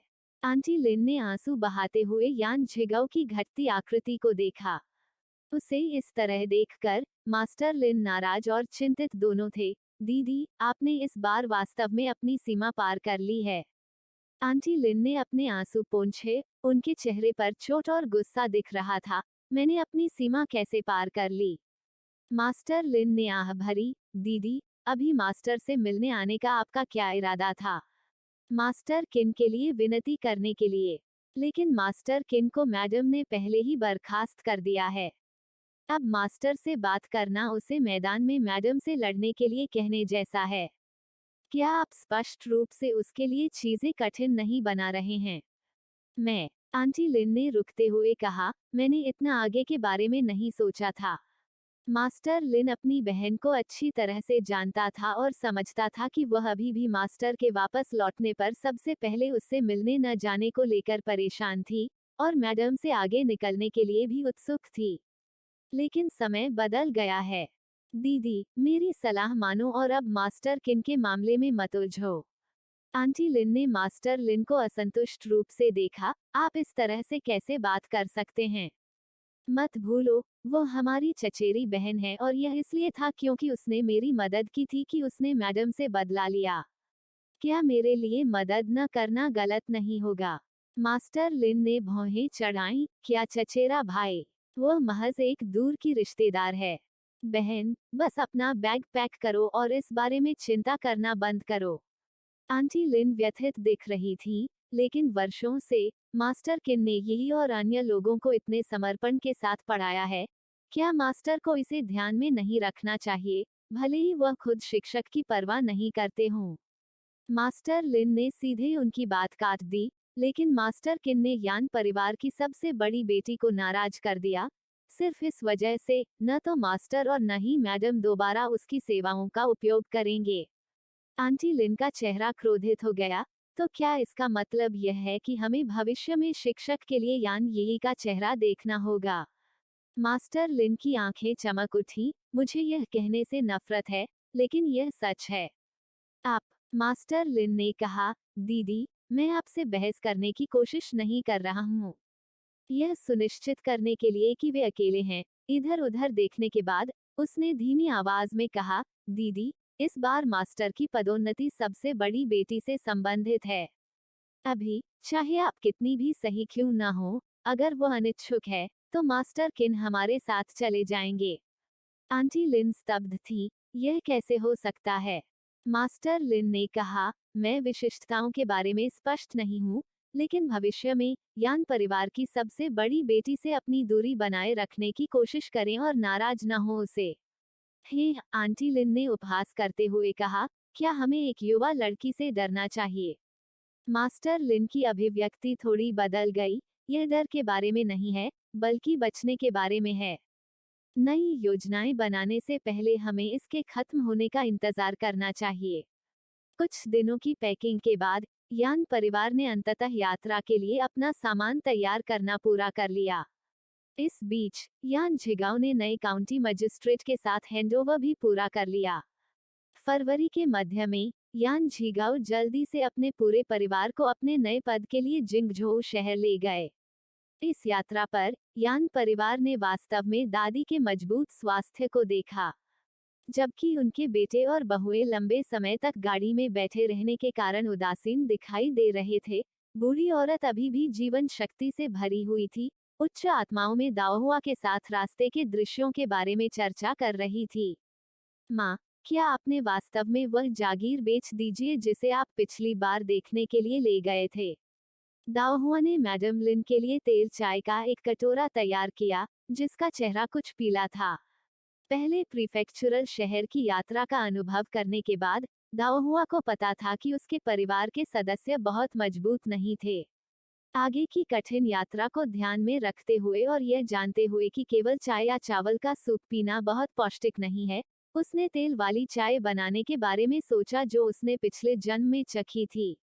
तेल वाली चाय स्फूर्तिदायक हो सकती है, पाचन में सहायता कर सकती है और तैयार करने में आसान है, यात्रा के लिए बिल्कुल सही। शुक्र है, उसके स्थान पर विभिन्न प्रकार के अनाज बोए गए थे, अन्यथा वह इस तेल वाली चाय को बनाने में सक्षम नहीं होती।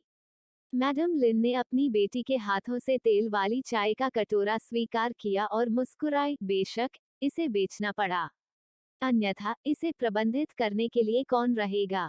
जब हमने इसे खरीदा तो हमने सोचा कि आपके पिता लिनी काउंटी में रहेंगे। अब जब हम जिंगझोऊ जा रहे हैं तो वहाँ एक नया खरीदना भी उतना ही अच्छा होगा। दाओहुआ ने सिर हिलाया, फिर अचानक उसकी आंखें घूम गईं और उसने पूछा, माँ, एक छोटी सी जागीर की कीमत लगभग कितने पैसे होती है? मैडम लिन ने आश्चर्य से दाओहुआ की ओर देखा, आप यह क्यों जानना चाहते हैं? लेकिन दादी यान दाओहुआ को समझती थी। एक बार जब उसने सवाल सुना तो उसने दाओहुआ का सिर थपथपाया, क्या क्या तुम अपने दहेज के लिए बचत करने के बारे में सोच रही हो? दाओहुआ ने बार बार अपना सिर हिलाया, बिल्कुल नहीं। मुझे बस एक छोटी सी जागीर चाहिए जहां मैं खाने के लिए अपनी पसंद की चीजें उगा सकूं। उसके स्थान से चीजें बाहर निकालना आसान नहीं था। अपने पुराने घर में सब कुछ ठीक था, क्योंकि वह परिवार के निजी भूखंडों की देखभाल करती थी और उसके लिए एक पर्दा था। लेकिन अब वो हर जगह लोगों से घिरी हुई थी और उसके स्थान की चीजों का कोई स्रोत नहीं था। एक या दो बार ध्यान देने योग्य नहीं हो सकता है, लेकिन उससे अधिक और लोग अनिवार्य रूप से कुछ अजीब खोज लेंगे। मैडम लिन, सबसे छोटी जागीर की कीमत कम से कम 1000 चांदी होगी। एक बार जब मैंने एक जागीर खरीद ली तो मैं आपके लिए एक भूखंड अलग रख दूंगी और आप वहां चीजें उगा सकते हैं। जैसे ही ये शब्द बोले गए, दादी यान ने तुरंत दाओहुआ के माथे पर हाथ फेरा, आपका, तुम्हारा और हमारा क्या मतलब है? क्या आप परिवार के साथ सीमाएं निर्धारित करने की कोशिश कर रहे हैं?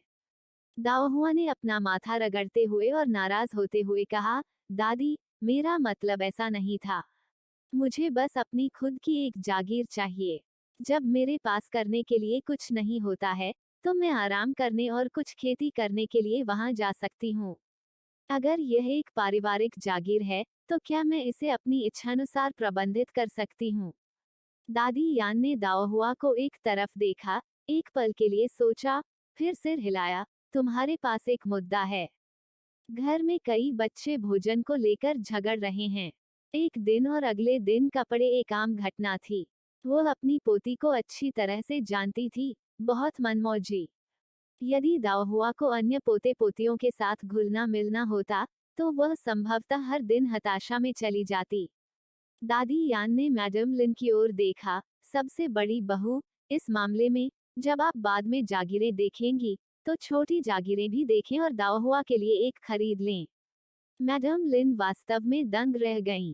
वह जानती थी कि बुढ़िया उसकी बेटी से प्रेम करती थी, लेकिन उसने इस तरह के भोग की आशा नहीं की थी। यान परिवार के पास आधिकारिक पद था लेकिन वह वास्तव में अमीर नहीं था। 1000 चांदी एक महत्वपूर्ण खर्च था, फिर भी बुढ़िया अपनी बेटी के अनुरोध पर बिना किसी हिचकिचाहट के सहमत हो गई। सच कहूं तो एक मां के रूप में वह इतनी निर्णायक नहीं हो सकी। मैडम लिन ने कहा, मां, दाओहुआ को इतना बिगाड़ने की कोई जरूरत नहीं है। वह सिर्फ एक बच्ची है, उसे एक जागीर की क्या जरूरत है? इसके अलावा अगर हम इसे उसके लिए खरीदते हैं तो ये और अन्य लोग क्या सोचेंगे? दादी यान ने जवाब दिया, मैं उन्हें संभाल लूंगी। दाओहुआ की जागीर खरीदने के लिए पैसे परिवार से नहीं मिलेंगे। घर वापस आने के वर्षों के दौरान आपकी बेटी ने कुछ पैसे कमाए जो एक छोटी सी जागीर खरीदने के लिए पर्याप्त थे। अगर यही और अन्य लोग उपद्रव करते हैं तो उन्हें एक खरीदने के लिए अपने पैसे का उपयोग करने दें। इतना कहने के बाद बूढ़ी महिला ने प्यार से दाओहुआ के बालों को सुलझाया, हमारी दाओहुआ युवा दिख सकती है, लेकिन वह वास्तव में थोड़ी अमीर लड़की है। चैप्टर 87 डहुआ पवेलियन दाओहुआ मंडप। माँ, मैंने सुना है कि आप दाओहुआ के लिए एक संपत्ति खरीदने की योजना बना रही हैं। यह बहुत दयालु है, लेकिन वेंजी और येहुआन भी आपके पोते हैं। आप एक को दूसरे के ऊपर पसंद नहीं कर सकते। उदास अभिव्यक्तियां और तीसरी शाखा उदासीन दिखाई दी। दाओहुआ ने भौहें सिकोड़ ली और अपने बर्तन नीचे रख दिए। संपत्ति खरीदने का मामला कुछ ऐसा था जिसके बारे में उसने माँ और दादी के साथ गाड़ी में केवल चर्चा की थी और इसके बारे में कोई निर्णय नहीं लिया था। इस दूसरी चाची को कैसे पता चला? उस समय गाड़ी में केवल वे तीन ही थे।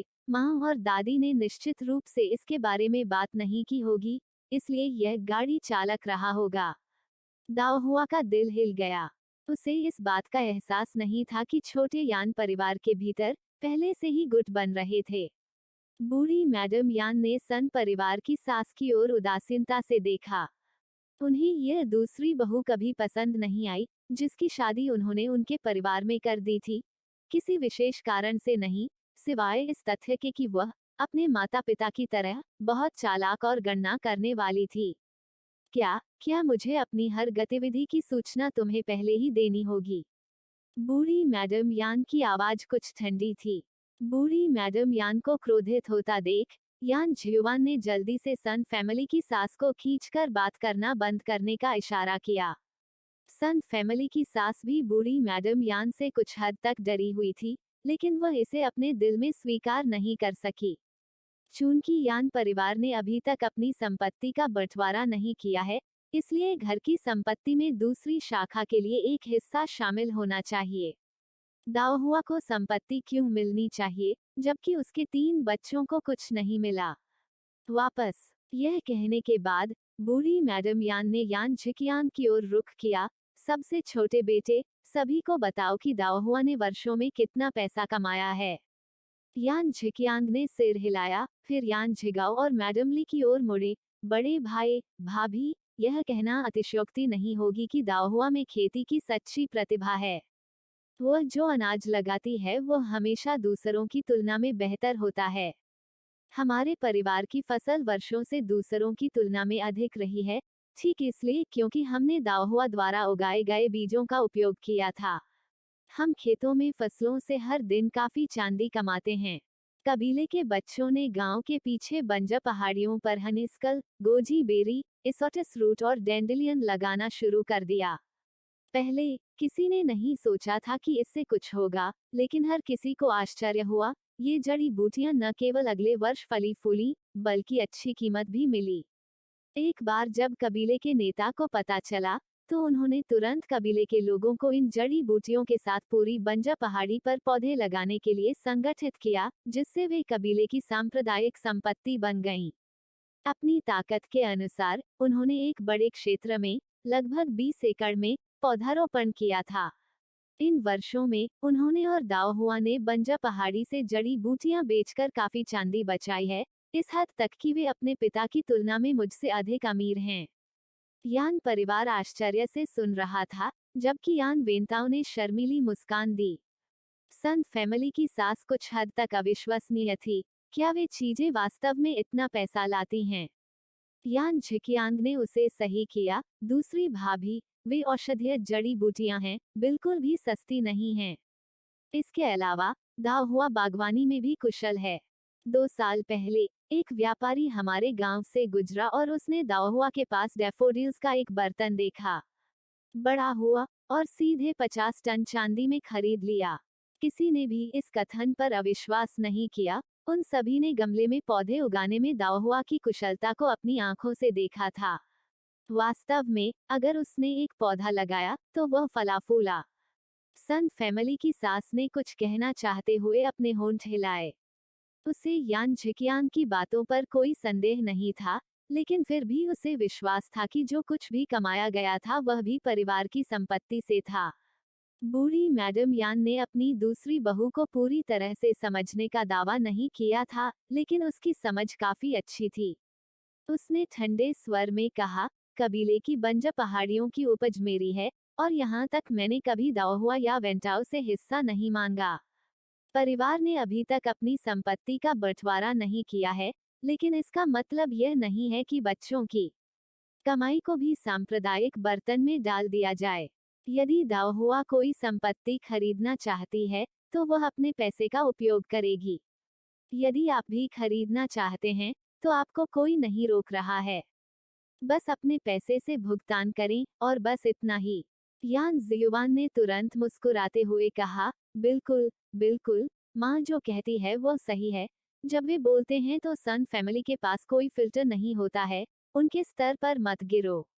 बूढ़ी मैडम यान ने अपने दूसरे बेटे की ओर देखा और ठंडे स्वर में कहा, यह सब बता देना बेहतर है। अन्यथा कौन जानता है कि तुम मेरी पीठ पीछे मेरे बारे में किस तरह की कहानियां गढ़ोगे। बूढ़ी मैडम यान ने कहा, चूंकि हम इस बिंदु पर पहुंच गए हैं, मुझे कुछ जोड़ने दीजिए। भविष्य में यदि वेंटाउर जैसी युवा पीढ़ी क्षमता दिखाती है तो उनके बुजुर्गों को अपनी कमाई की चांदी में कम हस्तक्षेप करना चाहिए। यह कहने के बाद उसने यान झिगाओ और मैडम ली की ओर देखा। यान झिगाओ और मैडम ली ने एक दूसरे पर नजर डाली और जल्दी से सहमति में सिर हिलाया। जाहिर है बूढ़ी महिला उन्हें संकेत दे रही थी और दंपति को उम्मीद नहीं थी कि उनकी बेटी भी पैसे कमाने में थोड़ी विशेषज्ञ हो सकती है।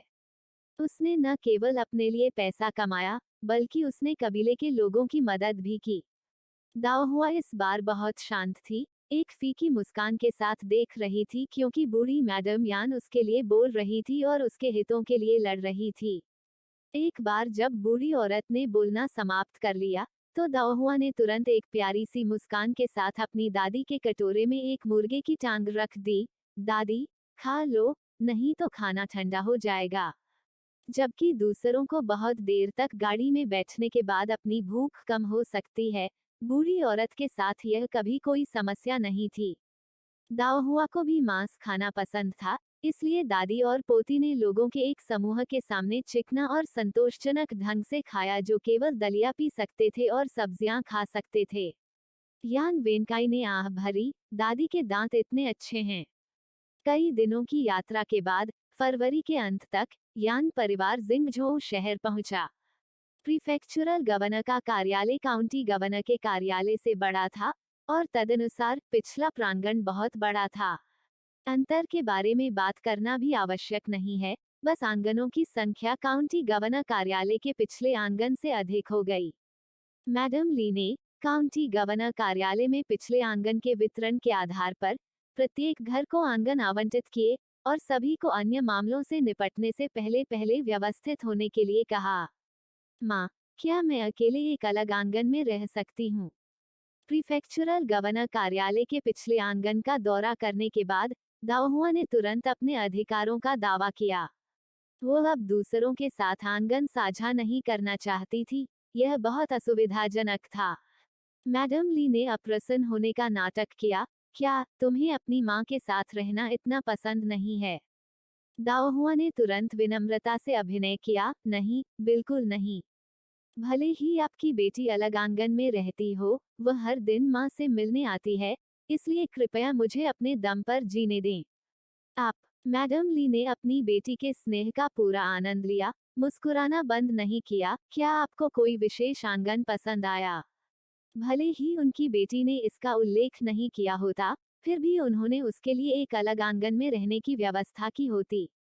ऐसा नहीं था कि वह अपनी बेटी के साथ नहीं रहना चाहती थी, बात बस इतनी थी कि उसकी बेटी अब 9 साल की थी। नौकरों का प्रबंधन कैसे करना है यह सीखने के लिए उसका अपना आंगन होना अच्छा होगा। दाओहुआ की आंखें चमक उठी और उसने तुरंत विस्तृत दृश्य वाला एक आंगन चुना। मैडम ली ने आंगन देखने के लिए दाओहुआ का पीछा किया।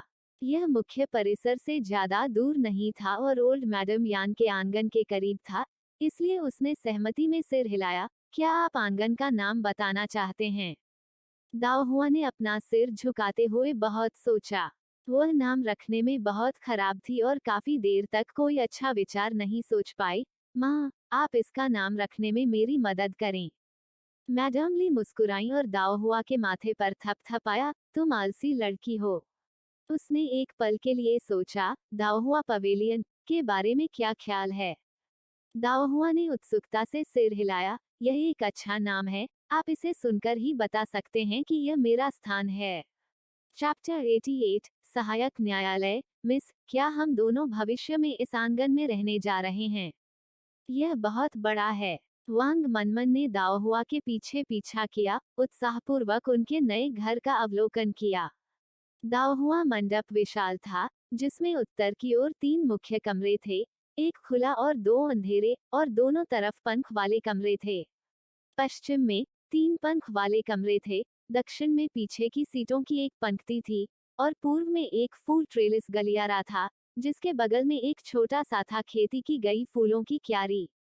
दाओहुआ को आंगन के चारों ओर देखने में दिलचस्पी थी, और जैसी कि उम्मीद थी, वो अगले 3 साल या उससे भी अधिक समय तक यहाँ रहेगी।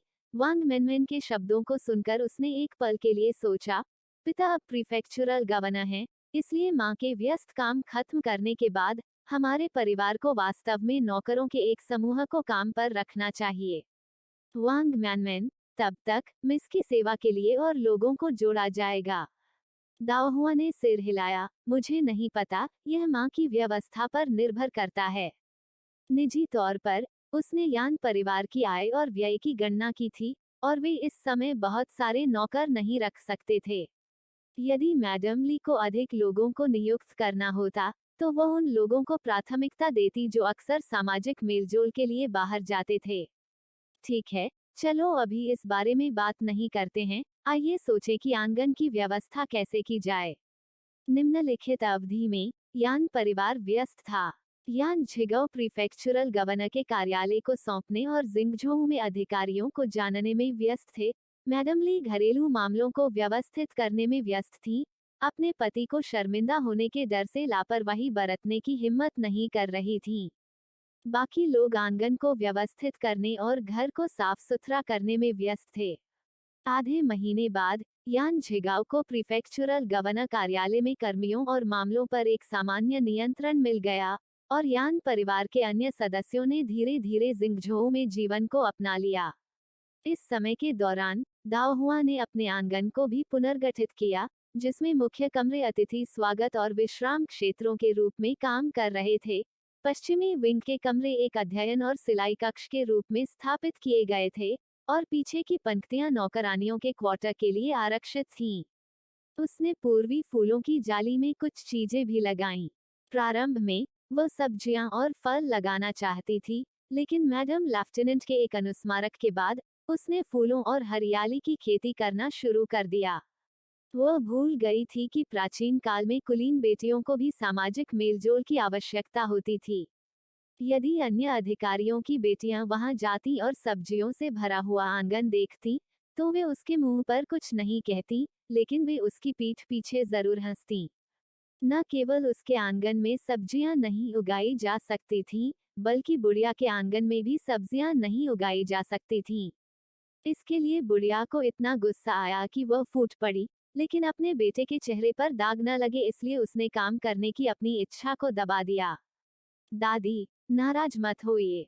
जब मैं एक संपत्ति खरीदता हूँ, तो हम वहाँ पौधे लगाने के लिए जा सकते हैं, दाओहुआ ने बूढ़ी महिला को सांत्वना दी। यह सुनकर बूढ़ी महिला को यह विचार व्यवहार्य लगा, और उसने तुरंत मैडम ली को यह व्यवस्था करने के लिए बुलाया कि संपत्ति देखते समय वह दाओहुआ को एक छोटी सी संपत्ति खरीदने में मदद करेगी। इस प्रकार दाओहुआ द्वारा संपत्ति खरीदने का मामला तय हो गया। मिस वांग मैनमन एक हाथ में फूल का गमला पकड़े हुए जल्दी से बाहर से आंगन में भाग गया। दाओहुआ ने फूलदान लिया। क्या हुआ, आप इतनी जल्दी में दिख रहे हैं?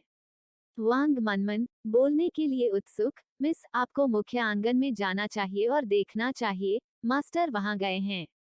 दाओहुआ हैरान था, क्या मेरे पिता के लिए मुख्य प्रांगण में जाना सामान्य नहीं है? क्या शुनगक्सन कोर्टयार्ड में फिर से कोई परेशानी है? वांग मैनमन ने तुरंत सिर हिलाया। मैंने मुख्य प्रांगण से सिस्टर पिंगजियो को यह कहते हुए सुना, मिस यान येशुन भी अपना अलग आंगन चाहती हैं। आंटी लिन ने मास्टर से अनुमति मांगी है, और चूंकि वह आज मुख्य प्रांगण में गए थे, इसलिए शायद इस मामले पर चर्चा होनी है। शुनगक्सन कोर्टयार्ड, उसे अभी भी उसके विचारों पर विचार करना होगा। मैडम ली हमेशा घरेलू मामलों के प्रबंधन में निष्पक्ष और न्यायपूर्ण रही थी, और यहाँ तक सन फैमिली, जो गुणात्मक और प्रतिस्पर्धी होने के लिए जानी जाती है, वर्षों से उनकी निष्पक्षता से इनकार नहीं कर सकी। यह सच है कि प्रीफेक्चुरल गवर्नर के कार्यालय के पिछवाड़े में काउंटी गवर्नर के कार्यालय की तुलना में अधिक आंगन थे, लेकिन इतने सारे नहीं थे कि यान परिवार का हर बच्चा अपने लिए एक रख सके। मैडम ली ने दाओहुआ को एक अलग आंगन में रहने देने का साहस किया। उसका एक कारण था। दाओहुआ यान परिवार की सबसे बड़ी पोती थी, उसके पिता परिवार का स्तंभ थे, उसकी मां घरेलू प्रबंधक थी, और वह अपने आंगन में रहती थी। भले ही यान परिवार में किसी को इस बारे में असहजता महसूस हो, वे इसे नहीं दिखाएंगे। लेकिन यान येशून को अपने ही आंगन में रहने की इजाजत क्यों दी जानी चाहिए? किस आधार पर? अपनी मां को उपपत्नी मानते हुए। मुख्य आंगन। कमरे में प्रवेश करने के बाद यान झिगाओ ने लगातार 2 कप चाय पी। ऐसा नहीं था कि वह प्यासा था, बल्कि मैडम के क्वार्टर से बड़ी बेटी द्वारा दी गई चाय बस एक आम चमेली की चाय थी, जिसका स्वाद बाहर से खरीदी गई महंगी चाय की पत्तियों से बेहतर था। आजकल यान परिवार के विभिन्न प्रांगणों में केवल बूढ़ी औरत और मैडम ही अक्सर सबसे बड़ी बेटी के उपहारों का आनंद ले सकती थीं। यह स्पष्ट नहीं था कि बड़ी बेटी ने जानबूझकर ऐसा किया था, लेकिन हर बार उपहार प्रचुर मात्रा में नहीं थे। वैसे भी, अगर वह उनका आनंद लेना चाहता था, तो उसे अक्सर मुख्य आंगन में जाना पड़ता था या बूढ़ी औरत के घर जाना पड़ता था। यान झिगाओ ने अपनी चाय खत्म करने के बाद मैडम ली ने पिंक टोन को कुछ खजूर के पेस्ट केक लाने को कहा और मुस्कुराते हुए बोली, मास्टर, कृपया इन्हें आजमाएं। बुढ़िया इन दिनों कुछ मीठा चाहती थी, और दाओहुआ ने यह व्यंजन तैयार किया। यान झिगाओ ने प्लेट पर पेस्ट्री को देखा। उसे मीठी चीजें पसंद नहीं थी, फिर भी पेस्ट्री से खजूर की खुशबू आ रही थी। वह अप्रतिरोध्य था। वह चखने के लिए एक टुकड़ा उठाए बिना नहीं रह सका। कुछ देर तक चबाने के बाद उसने दूसरा टुकड़ा उठाते हुए सिर हिलाया। इसका स्वाद अच्छा है। मैडम ली मुस्कुराई, फिर, मास्टर को और खाना चाहिए। वैसे, क्या आप यहाँ किसी चीज के लिए आए हैं? यान झिगाओ, कुछ खास नहीं, मैं बस पीछे के अप्रयुक्त आंगनों के बारे में पूछना चाहता था। यदि वे खाली हैं, तो हम यीशुन को एक दे सकते हैं। वो पहले से ही 8 साल की है और उसका अपना आंगन होना चाहिए। मैडम ली की मुस्कान अपरिवर्तित रही। मैं वास्तव में आपके साथ खाली आंगन के मामले पर चर्चा करने के बारे में सोच रही थी, मास्टर। जब हम पहली बार अंदर आए, तो हर कोई व्यस्त था, इसलिए मैंने आंगनों को आवंटित किया जैसा कि हमने काउंटी गवर्नर के कार्यालय में किया था। अब जब मास्टर ने खाली आंगनों को सामने ला दिया है, तो मैं अपने विचार साझा करना चाहूंगा। यान झिगाओ ने एक और डेट पेस्ट केक की ओर बढ़ते हुए सिर हिलाया। मैडम ली ने तेजी से कम हो रहे डेट पेस्ट केक पर नजर डाली। परिवार में कुछ युवा बड़े हो गए हैं, और अब समय आ गया है कि वे अपने माता पिता के आंगन से बाहर चले जाएं। वेनशियू को निश्चित रूप से यह कहने की आवश्यकता नहीं है कि सबसे बड़े बेटे और पोते के रूप में उसे निश्चित रूप से अपने स्वयं के आंगन की आवश्यकता है। यान झिगाओ ने सहमति में सिर हिलाया। मैडम ली ने आगे कहा, और दाओहुआ के लिए, यान परिवार की सबसे बड़ी पोती होने के नाते, उसे एक आंगन सौंपना उचित है। यान झिगाओ ने फिर से सिर हिलाया। बड़े परिवारों में बड़े बेटे और बेटी को तरजीह देने की प्रथा थी। हालांकि यान परिवार एक बड़ा परिवार नहीं था, वो, यान झिगाओ, भी परिवार की किस्मत को पुनर्जीवित करने की आकांक्षा रखते थे, और यह एक ऐसी परंपरा थी जिसे वे अपना सकते थे। यह देखकर कि उन्हें कोई आपत्ति नहीं है, मैडम ली की अभिव्यक्ति थोड़ी शांत हो गई। इसके बाद, यह विनजी, विनताओ, वेनकाई, विनबिन, साथ ही येहुअन, येशुंग, ये ले हैं। वेन हुई अभी भी युवा है और निश्चित रूप से उसे तीसरे भाई और उसके परिवार के साथ रहने की जरूरत है। इस प्रकार, खाली आंगन को इन सातों द्वारा साझा किया जाना है। 4 आंगन बचे हैं और एक युवा महिलाओं को उनकी पढ़ाई और शिष्टाचार सिखाने के लिए शिक्षक के क्वार्टर के लिए आरक्षित है, जिससे आवंटन के लिए केवल 3 आंगन बचे हैं। यह कहने के बाद, मैडम ली ने मुस्कुराते हुए यान झिगाओ की ओर देखा। इस पर आपके क्या विचार हैं, मास्टर? यान झिगाओ चुप हो गए। पहले, आंटी लिन ने उनसे कहा था कि चून की दाओहुआ का अपना आंगन है, यीशुन के पास भी एक होना चाहिए, और उन्होंने सोचा कि कोई समस्या नहीं है। लेकिन अब मैडम ली की बातें सुनकर उन्हें लगा कि उन्होंने चीजों को बहुत सरल बना दिया है। यदि उन्होंने यीशु को उसका अपना आंगन दे दिया, तो अन्य बच्चों का क्या होगा? इसके अलावा विन का एक वैध पुत्र था। यान झिगाओ सहज रूप से एक और डेट पेस्ट केक के लिए पहुंचा, लेकिन पता चला कि प्लेट खाली थी। शर्मिंदगी में अपना हाथ खींचते हुए यान झिगाओ ने मैडम ली की ओर देखा। आप क्या सोचती हैं, मैडम? मैडम ली ने अपने विचार व्यक्त करने में संकोच नहीं किया। मेरी पहले की योजनाओं के अनुसार विंची और वेनबिन हमेशा करीब रहे हैं। वे एक आंगन साझा कर सकते हैं। वेनताओ और वेनकई के बीच अच्छी बनती है। वे एक साथ रह सकते हैं। अंतिम प्रांगण येहुआन, यिशुंग और यल के लिए है। आखिरकार वे एक साथ बड़े हुए हैं और एक साथ पढ़ते हैं। उनके चरित्र और स्वभाव सर्वविदित हैं। उन्हें सौहार्दपूर्ण ढंग से साथ रहने में सक्षम होना चाहिए। यान झिगाओ ने कुछ देर तक विचार किया और आपत्ति का कोई आधार नहीं पाया। अंत में उन्होंने सिर हिलाया। आइए उन्हें इस तरह से आवंटित करें। Chapter 89 enter in space. अंतरिक्ष में प्रवेश करें। जागीर की जिम्मेदारियां इस प्रकार वितरित की गईं, और जबकि अधिकांश ने उनके हिस्से को स्वीकार कर लिया, यह जानते हुए कि उनका अपना आंगन मिलने की संभावना कम थी, यान यिशुंग मदद नहीं कर सका। लेकिन पहले और बाद में भारी अंतर पर शोक व्यक्त किया, बार बार अपने आंसुओं के साथ आंटी लिन के आराम की तलाश की। इस स्थिति के लिए खुद आंटी लिन को भी दोषी ठहराया जा सकता है, जिन्होंने अपने महत्व को बहुत अधिक महत्व दिया था। वास्तव में यान झिगाओ की नज़र में वह एक निश्चित स्थिति रखती थी और वास्तव में उसकी पक्षधर थी।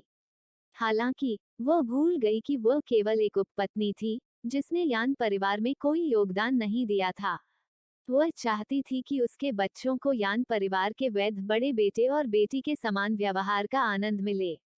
यह उल्लेख करने की आवश्यकता नहीं है कि क्या मैडम ली इस तरह की बात से सहमत होंगी। दूसरी शाखा इसका कड़ा विरोध करेगी।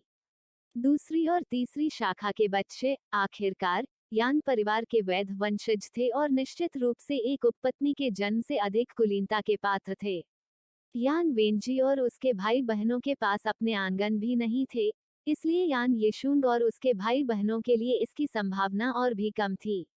माँ, बड़ी बहन होने के नाते मेरे लिए माँ के घर में रहना ही सही है। हमें इसे यान यिशुंग को क्यों सौंपना चाहिए? दूसरी शाखा के प्रांगण में यान यल अपना सामान पैक कर रही थी और असंतोष के साथ सन परिवार से शिकायत कर रही थी। मैडम ली ने यान येहुआन, यान यिशुंग और यान यल को एक बड़ा प्रांगण आवंटित किया था। इसमें 3 मुख्य कमरे और बाएं और दाएं विंग में 3-3 कमरे थे, जिनमें से प्रत्येक के लिए बिल्कुल 3 कमरे उपलब्ध थे। लेकिन वे तीनों इस बात पर असहमत थे कि मुख्य घर में कौन रहना चाहिए और विंग रूम में कौन। सच में केवल यान यल असंतुष्ट था, क्योंकि यान येहुआन, जो हमेशा प्रतिस्पर्धा करने के लिए अनिच्छुक था, के पास रहने के बारे में कोई विशेष राय नहीं थी। सन फैमिली ने अपनी सबसे छोटी बेटी के सिर पर थपथपाया और कहा, इन विचारों को अपने पास रखें। अभी आपके सबसे बड़े चाचा और उनके पत्नी यान परिवार की प्रभारी हैं। हम दूसरी और तीसरी शाखाओं से आजीविका के लिए मुख्य शाखा पर निर्भर हैं, और कुछ मामलों में हमें अनिवार्य रूप से उन्हें रास्ता देना पड़ता है। यह सुनकर यान यल उदास हो गया और उसने गहरी आह भरी। यह मेरे पिता क्यों नहीं हैं जो लॉर्ड प्रीफेक्चर के गवर्नर हैं? सन फैमिली ने भी आह भरी। क्या यह सच नहीं है? इन वर्षों में वह अक्सर अपनी भाभी, एक अधिकारी की पत्नी, से ईर्ष्या करती थी। अफसोस, उसकी किस्मत उसकी तरह भाग्यशाली नहीं थी। यान यल ने हंसते हुए कहा, यहाँ हम मुख्य घर को लेकर झगड़ रहे हैं, जबकि यिशुंग इसे नीची दृष्टि से देख रहा है। सन फैमिली ने एक मजाकिया मुस्कान दी। आंटी लिन इन दिनों अपने असली वजन के प्रति अधिक से अधिक बेखबर हो रही हैं। यहाँ तक मेरे बेटे के पास भी अपना निजी आंगन नहीं है, फिर भी वह एकमात्र उपपत्नी एक मांग करने की हिम्मत करती है। यान यल ने कहा, कम से कम मेरे बड़े भाई और बहन के पास यह अच्छा है। बिना उंगली उठाए उन्हें अपना आंगन मिल गया। मैं कुछ साल पहले क्यों पैदा नहीं हो सका? अपनी बेटी को देखते हुए सन फैमिली ने मन में सोचा कि भले ही तुम पहले पैदा हुई होती, तो भी इसमें तुम्हारी कोई भूमिका नहीं होती, क्योंकि एक आधिकारिक पिता न होने के लिए तुम किसे दोषी ठहरा सकती हो। इस अवधि के दौरान यान झिगाओ प्रीफेक्चुरल गवर्नर कार्यालय के कामकाज से परिचित होने और जिंगझोउ के मामलों को संभालने में व्यस्त थे। मैडम ली को घरेलू मामलों का प्रबंधन करते समय जिंगझोउ में अधिकारियों की पत्नियों के साथ संबंध बनाने की भी आवश्यकता थी। दोनों इतने व्यस्त थे कि चाहकर भी उनके पास आंटी लिन और उनकी बेटी के कारण होने वाले हंगामे से निपटने का समय नहीं था। अंत में आंटी लिन और उनकी बेटी ने समझौता कर लिया और आज्ञाकारी रूप से अपने नए क्वार्टर में चले गए। दाओहुआ को नहीं पता था और उसे इसकी परवाह नहीं थी कि दूसरों के लिए यह कैसे होगा। एक बार जब उसका अपना आंगन था, तो उसका ध्यान पूरी तरह से इसे व्यवस्थित करने में लगा हुआ था, विशेष रूप से पूर्व की ओर जालीदार गलियारा और फूलों का बगीचा। वांग मैनमेन को आंगन से बाहर निकलते देख दाओहुआ तुरंत मुड़ी और अपने कमरे में प्रवेश कर गई और अपने पीछे का दरवाजा बंद कर लिया। फिर वो कमरे के भीतर पतली हवा में गायब हो गई। वह कहाँ गई? उसने अंतरिक्ष में प्रवेश किया। दाओहुआ का स्थान बड़ा नहीं था, जिसमें 3 भूमि के भूखंड एक चरित्र आकार में व्यवस्थित थे।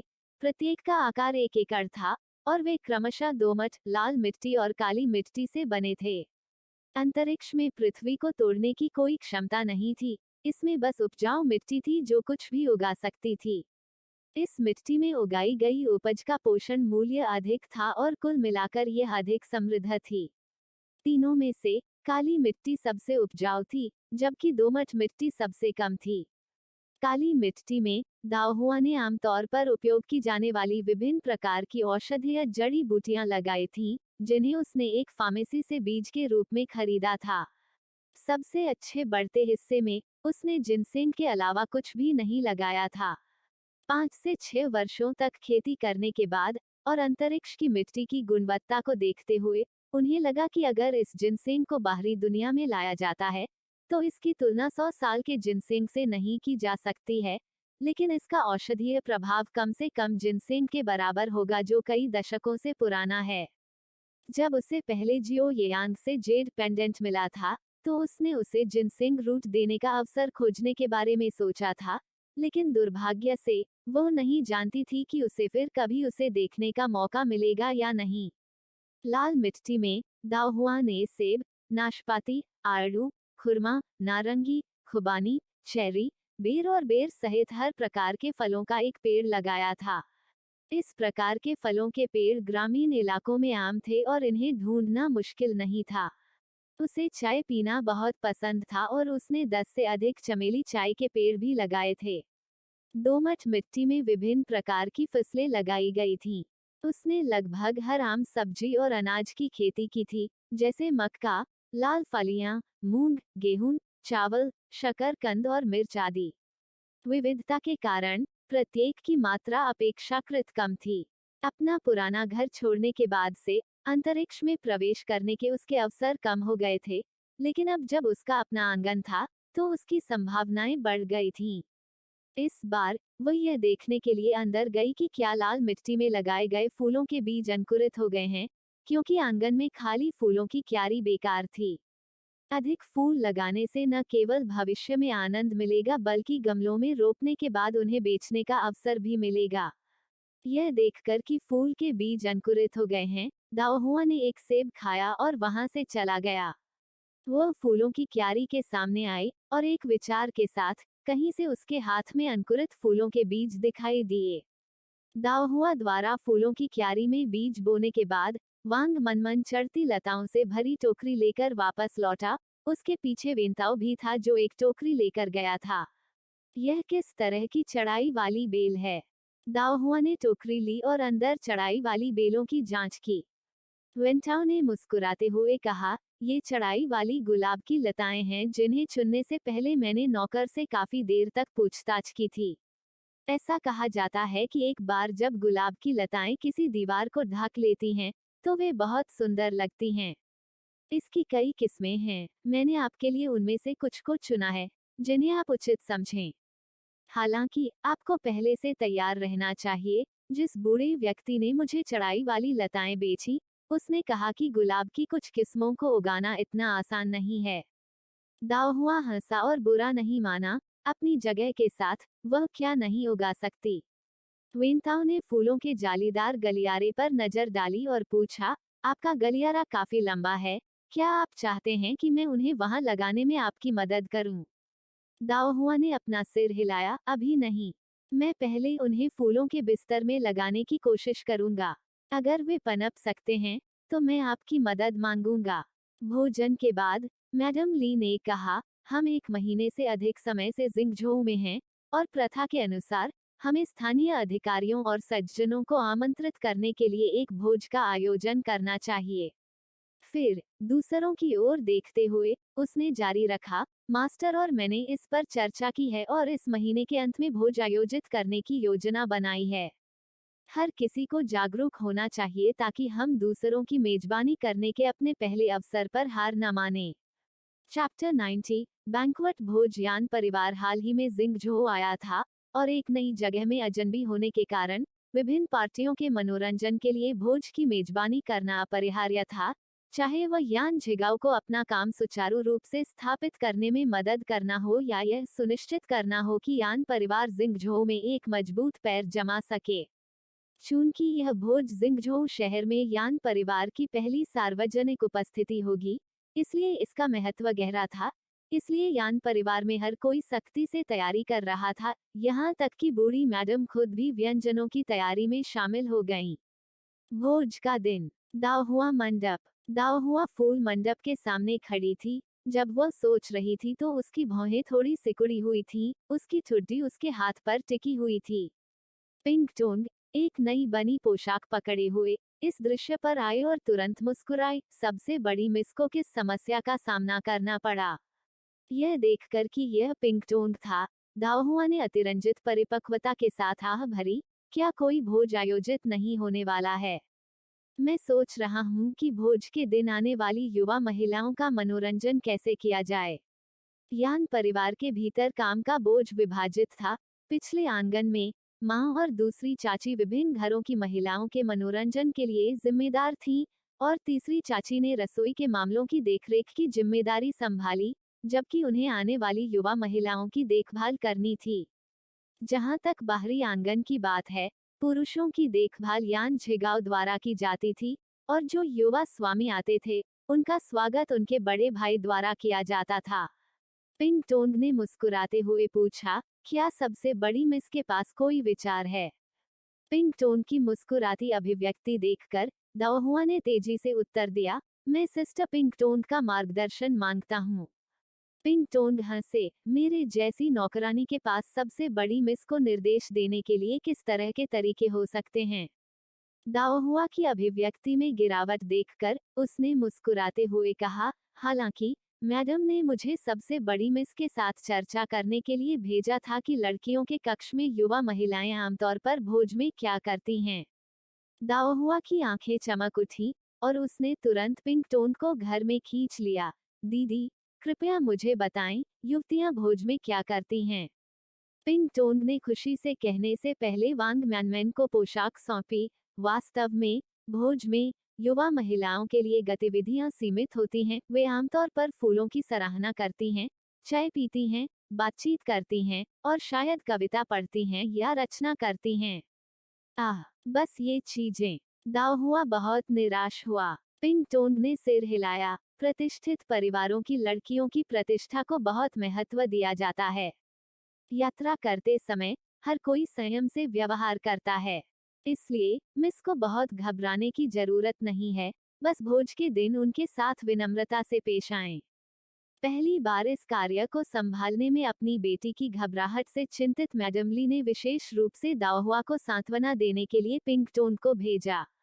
कुछ देर बाद पिंक टोन चला गया, और वांग मैनमैन ने दाओहुआ को अभी भी चिंतित देखकर पूछा, मिस, क्या मैडम ने नहीं कहा कि विनम्र होना पर्याप्त होगा? आपको अभी भी क्या चिंता हो रही है? दाओहुआ ने आह भरी, यह इतना आसान नहीं है। कई महिलाओं के साथ स्थानों पर अनिवार्य रूप से विवाद होते हैं, और भले ही समूह में केवल 10 साल के आसपास की लड़कियां शामिल थीं, फिर भी उन्होंने अपनी सुरक्षा को कम करने की हिम्मत नहीं की। सौभाग्य से उनका निवास एक आधिकारिक परिसर था, कृत्रिम पहाड़ियों और तालाबों की जटिलताओं के बिना। अन्यथा भोज के दिन सुबह से शाम तक उसकी नसें खींची रहती। फूलों की सराहना करने का सवाल ही नहीं उठता, उसने कहा, क्योंकि उसके द्वारा लगाए गए चढ़ाई वाले गुलाब पहले ही बोए जा चुके थे और फूलों का बगीचा भी फूलों से भरा हुआ था, लेकिन उनके खिलने में अभी बहुत समय था। चाय पीने की संभावना है, लेकिन निश्चित रूप से वे पूरे दिन चाय नहीं पी सकते थे। कविता पढ़ना और रचना करना। दाओहुआ ने अपना सिर हिलाया, उसके अतीत और वर्तमान जीवन दोनों में कविता के प्रति रुचि का अभाव था, और उसने दूसरों की कई कविताएं याद नहीं की थी। वो युवा लड़कियों के एक समूह को बिस्तर के सामने चांदनी नहीं सुना सकती थी। दाओहुआ के चेहरे पर चिंता की लकीरें उभर आई। मुझे उनके लिए कुछ करना होगा। यदि निष्क्रिय छोड़ दिया जाए तो युवा महिलाओं के समूह में अनिवार्य रूप से कुछ ऐसे लोग शामिल होंगे जो परेशानी पैदा करना पसंद करते हैं।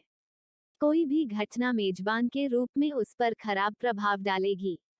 कुछ सोचने के बाद दाओहुआ ने अपने तीसरे चाचा यान झिकियान की सलाह लेने के लिए जल्दबाजी की।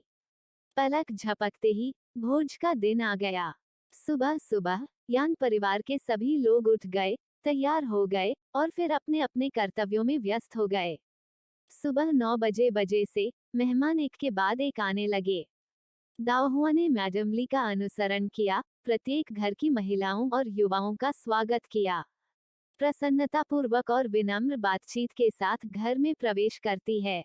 मैडम ली सबसे पहले विभिन्न परिवारों की युवा महिलाओं को ओल्ड लेडियान को सम्मान देने के लिए ले गईं, और लंबे समय तक रुके बिना वो उन्हें बातचीत करने के लिए मुख्य प्रांगण में ले गईं।